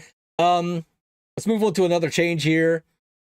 The teleportation charge effect from Takema Gym. Oh, yeah, okay, that's our comments. Okay, so shockwave damage upon summoning the underling has been adjusted. If you didn't know, when you summon the underling, it deals damage around it to everything. It was 30% of max health. Now it is 10% of max health. The amount of times I've seen people try and smite Prime Underling at 2000 with the Prime Spirit at 2000 with the underling, and then it doesn't kill it, and then it gets smote away from them is, oh God, that is hilarious. So for that specifically, for that interaction, great change. I think not being able to get rid of Spirit by dropping Underling on it is a good change because it makes it really difficult for the opposing team to contest. However, this also affects when you drop it directly onto towers. That I think is a bad change because now towers are harder to take with your tower taking objective. Like that you're nerfing one aspect of how it was being used and nerfing the complete aspect of how it was supposed to be used in the first place. And that should not be the case. I think that's limited. It should have been limited to heroes and monsters, not to towers. I think it's fine to nerf it to towers because I think it's too easy of an objective to take a tower with when you only have one tower in lane. I think there should be a bit more setup with it. It was As long if you didn't need minions, you didn't need shit. You just drop that motherfucker on the tower, and then as long as you had one other person there attacking the tower, that was a guaranteed tower take. Now it's not as guaranteed. You actually have to push up the wave, get your minions behind you, get a couple people in there when you drop this on the tower to take the tower. It's still extremely strong, and you will take that tower 9 times out of 10, but it's not as oppressive as it used to. You can't just drop it on the Prime Spirit and then it just takes the fucking duo lane tower by itself. I agree with you. Well, so okay, dropping it on Prime Spirit, it wouldn't take it will still do that same interaction in terms of what damage it does to towers after the fact. This is purely on the drop. It's not after the fact. So it still does the same damage to towers on its punches and all of that stuff. But on the drop itself, it doesn't do as much initial damage. And that's the changes. I can still use it to drop it on Spirit and still take the duo tower just like before. I just do less to the Spirit. The tower is still going to take the same damage either way. Yeah, that's true. That's where I think that's the bad thing is if I'm choosing to drop it on the tower, the intended use for this objective, I am now doing less than I was before because people were using the intended use for the objective for something else. Right? You're nerfing both things because one of the things was being abused. Right? Like, and that I think is where you're doing this incorrectly because we've already got the problem of post 20 minutes stalling out. The times where the game doesn't stall post 20 minutes is when you're using both underlings to get an inhibitor down. Yeah. And now that is a significantly harder thing to do because the initial drop of the underling is not as effective. So That's true. That's true. More games where the underling or the stall post 20 minutes exists by changing it just across the board. Also, go to Xbeto, that if they change the jungle item, that supports could just buy back and buy it and get the second and not have to worry about the negative effect. You also would nerf XP earned by holding the jungle item in lane, which means, and the support will never take an XP nerf. No. Because they already have an XP nerf at being a support, so they will never buy that item. This is a cool change though to the underling. It shows that they kind of know a little bit about what's going on. But yeah, I'm on board with what you were talking about now, Jelly. But I think it's overall a good change because, like I said, it was being used for the Spirit aspect. I completely agree. For the Spirit, yeah.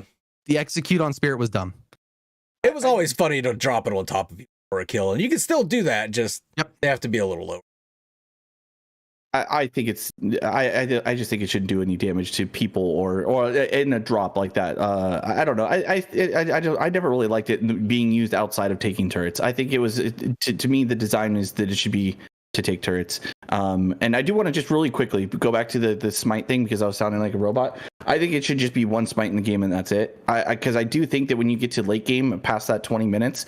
I would probably be less worried about getting golden XP in lane as a solo laner or something like that. And the smite value of being able to guarantee getting prime and stuff like that is still better than losing out on XP and gold. Not that I think that that's not a good fix. I still think it's not enough to address the problem, which is just guaranteeing or getting a higher chance of securing the objectives that end games. So I just think they should just get it to where it's one smite. Yeah, I think that if to do one smite, you would kind of have to do it the way that Predecessor does it, and I don't like the way Predecessor does it because it locks you in. Or you make it you can't buy starters after 3 minutes, after 5 minutes.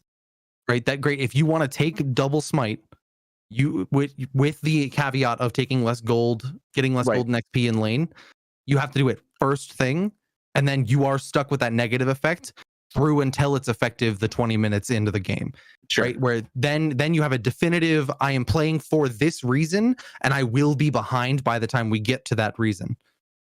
I think that's a good compromise for it. I mean, now that they're listening to us and we'll make those changes, but I do think that is a better compromise. They watch FTM or Overprime devs did. Oh, well, good. Then implement this now. Let's see. Prime Spirit spawn area improvements. They put a fog wall on both sides of Prime Spirit. So you can't just look from mid lane or duo lane and see what's going on with Prime Spirit unless you have a ward there. This makes it a lot more, a lot scarier to go into that pit if you don't have vision up right there. I think this is overall just a really good change. I wasn't sure how I was going to feel about it. This is one of the ones that's like, we'll see how it feels in game. I like it. I really like it.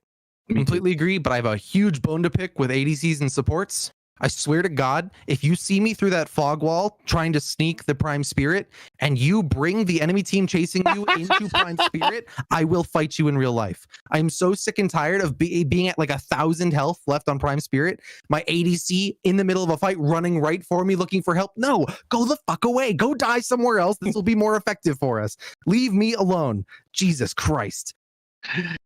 Your Reign of Death is right. You can see abilities still being cast and stuff like that. It's like a fog. It's not an actual denial of full vision, but it's way harder to see who's there, what they're doing, how much the health is at, blah blah blah, without direct vision on it. So people have to face check through the wall.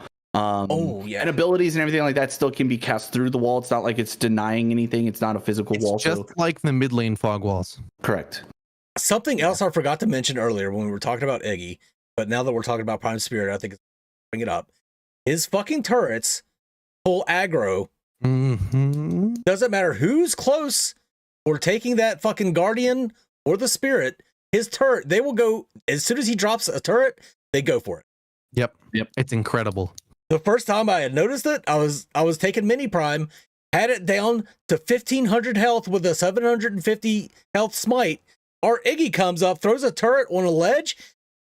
The Prime immediately takes off hauling ass after it and then resets because it's on the ledge. Yep. So I was so close to having that Mini Prime taken and our Iggy trying to help, which no fault to that Iggy, whoever the fuck that was. There's no way they could have known. He was just trying to help. Fuck me out of getting that objective. I mean, we got it anyway, but shit, goddamn that. Yeah, so that's a bit of a problem that it just immediately draws aggro. I think it's cool that you can use your turrets to pull aggro and tank for you a little bit, but it shouldn't just immediately leave whoever's closest to it to go target that turret. Yeah. I think it needs to follow a World of Warcraft threat system, to be honest. Whoever's done the most damage to it? Or whatever. Like there should be something like if you have like a smite item, you increase your threat to neutrals that way. Yeah. For you know what I mean? Like I think that's it shouldn't just immediately like League, and I know I talk about League a lot. League has a pretty good way of being able to bounce the aggro back and forth. It does tend to focus some champions who have done more to it, not just who's closest always, but it does more who's closest. There is a way to code it to be more efficient than turret. It shouldn't do that, especially as the Iggy player. Man, that fucking sucks. I just put that bad boy down. What was that DPS tracker back in World of Warcraft that would let you track your threat as well? Oh, what was that called? Well, there's a bunch now, but I can't remember the name. I remember fucking Curse. No. Oh, I don't know. Somebody in chat who's a World of Warcraft nerd will probably be able to tell us. I remember the second World of Warcraft where I would have to have that up as my rogue, and I would just be like flirting that line where my tank is right here and I'm right here, but still trying to deal damage. Yep. Yep. Oh shit. AI matchmaking added for new players. Quick Battle will create a match for new players with AI under certain conditions. I haven't fucked around with this. I forgot this was part of the patch.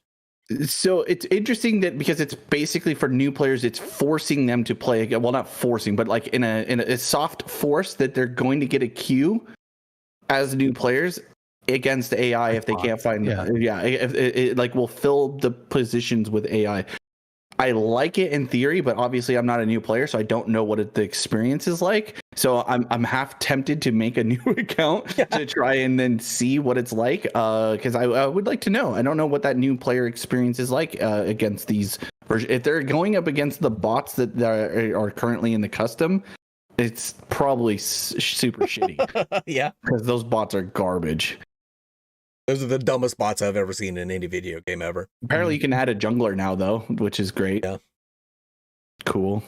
Hero skin grades added, adjusted. New hero skin grade added. Before it was normal, rare, and heroic. Now you have normal, rare, heroic, and legendary. Yeah. So to go what I figured out about when I was looking at the howitzer skin, any skins that fall in the normal category of skin tiers are the ones you can buy with Renar. Okay. Anything above that you cannot. So it doesn't matter if it's a Paragon asset or not. If it's in the normal tier, which is a white icon on the skin, then you can buy that with Renar. Whereas all three of the other tiers you cannot.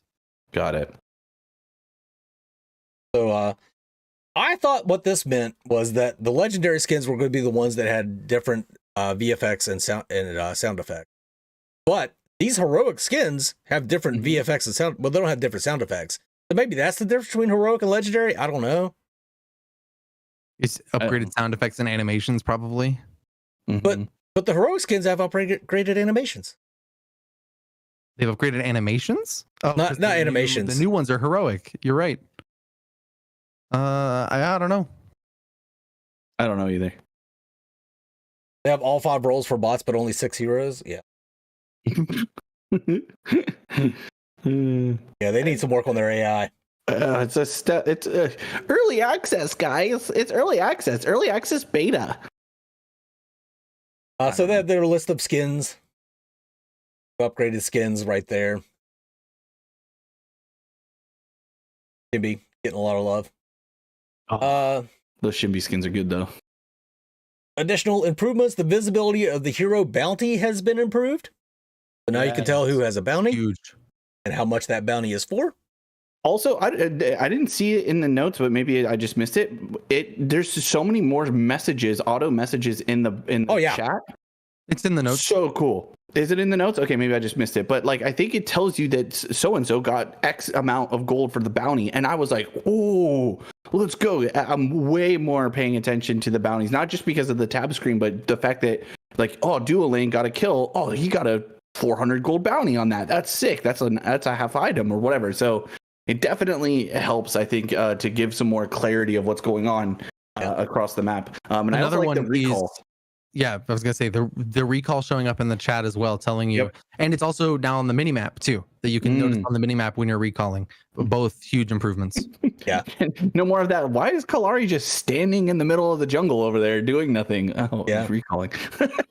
No more as a support pinging retreat 1,000 times just to let them know that I'm backing. Yeah, no, I still do that. You let that, because that 80 carry, you know how they are. They're just focused on last hitting. But yeah, that's a really good change. Chat window will now display signal pings. So yeah, the pings also show up in chat. There's a lot more stuff going on in chat now. As we already mentioned, jungle bots have been added to the AI. Recall time display when a hero is recalling is now more noticeable and readable, which is a nice change. Mm-hmm. Using the tab key improves visibility of the mouse cursor. Sure. Wukong's in-game skill tooltip icons now changed based on the current mode, strike or tremble. So I was kind of wondering when they were going to do this. I knew they were going to eventually. So now you can tell a little bit about a little better what stance you're in. Yep. Which is good. Remove the competitive rank display from the loading screen when entering quick battle. Not sure how I feel about it. I don't like it. Personally. On paper, it makes sense. You're not in competitive, right? So why are you showing competitive ranking?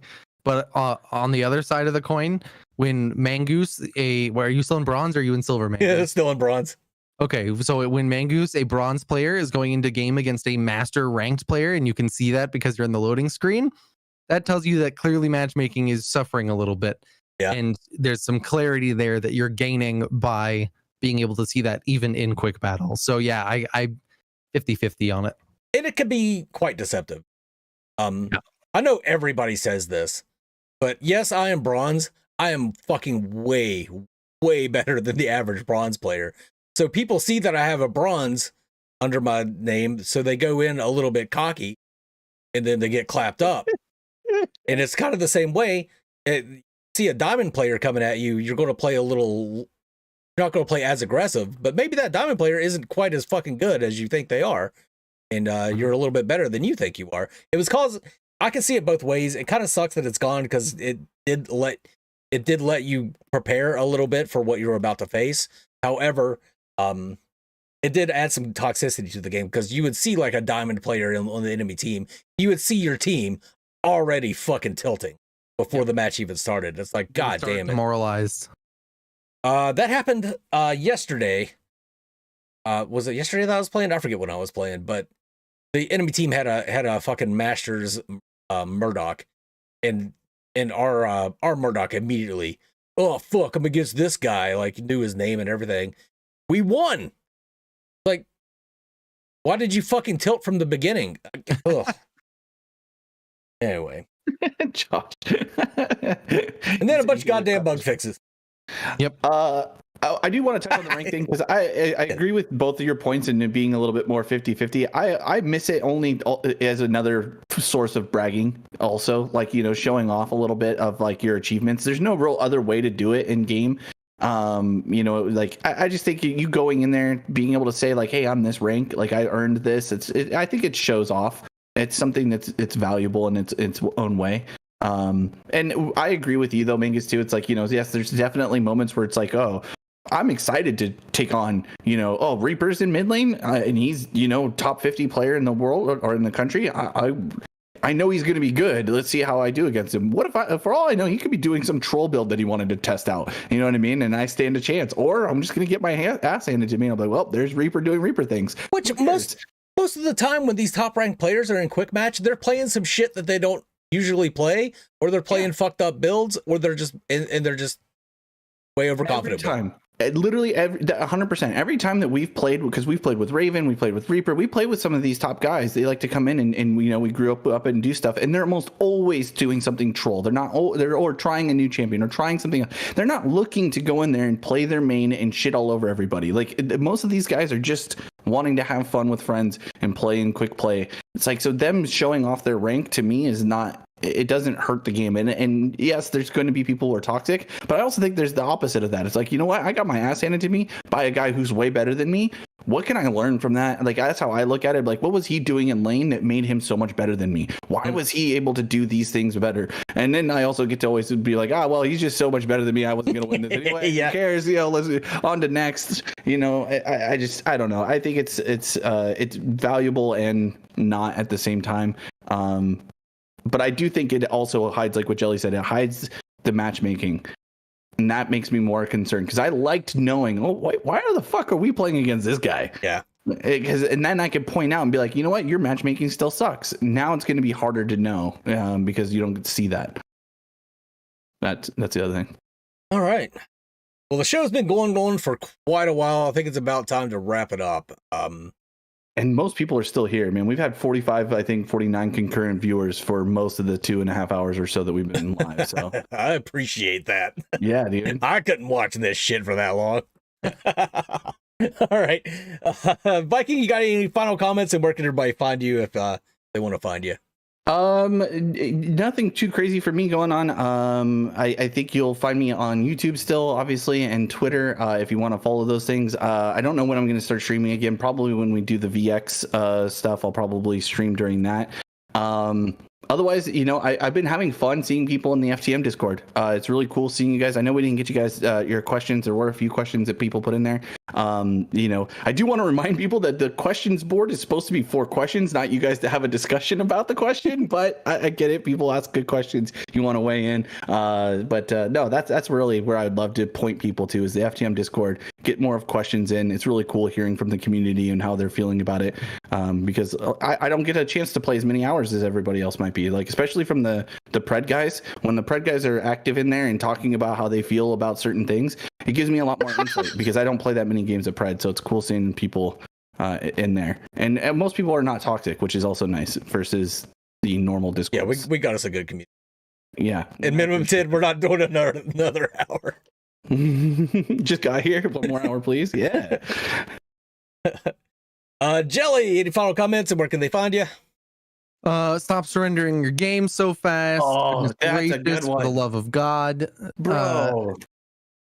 Every Iggy game I've played, doing well or not doing well, regardless, right? That I'm sitting, but even there, I'm sitting there like, okay, I'm finally getting like into the flow of Iggy, trying to like figure it out, and then surrender. It's like, well, great, now I'm back to square one, and I haven't gotten to this point in the game yet, so I'm trying to push forward and all those kind of things. I have a question. Have you guys, because I felt it, I was like, okay, wait, I don't want to shit on these guys. Like, I feel like I'm playing well, and I'm like, okay, I got to stop. I got to cool up because they're gonna FF, and I want to see what I get. What's 3 items feel like, or 4 items feel like. So I've been chilling a little bit more. I'm like, okay, I'm not gonna just blow this guy up because he's overstepping, because I don't want him to FF, and they FF anyway, and I'm still annoyed because then I didn't even get to like pop off. Yeah, that's when I sit there and I'm like, okay, I'm gonna purely farm from the enemy's jungle. And then from there, I'm like, okay, I can't farm the jungle at all. Now I can only farm enemy heroes, right? And then they still FF. Drives me insane. As far as I'm concerned, yeah, same thing.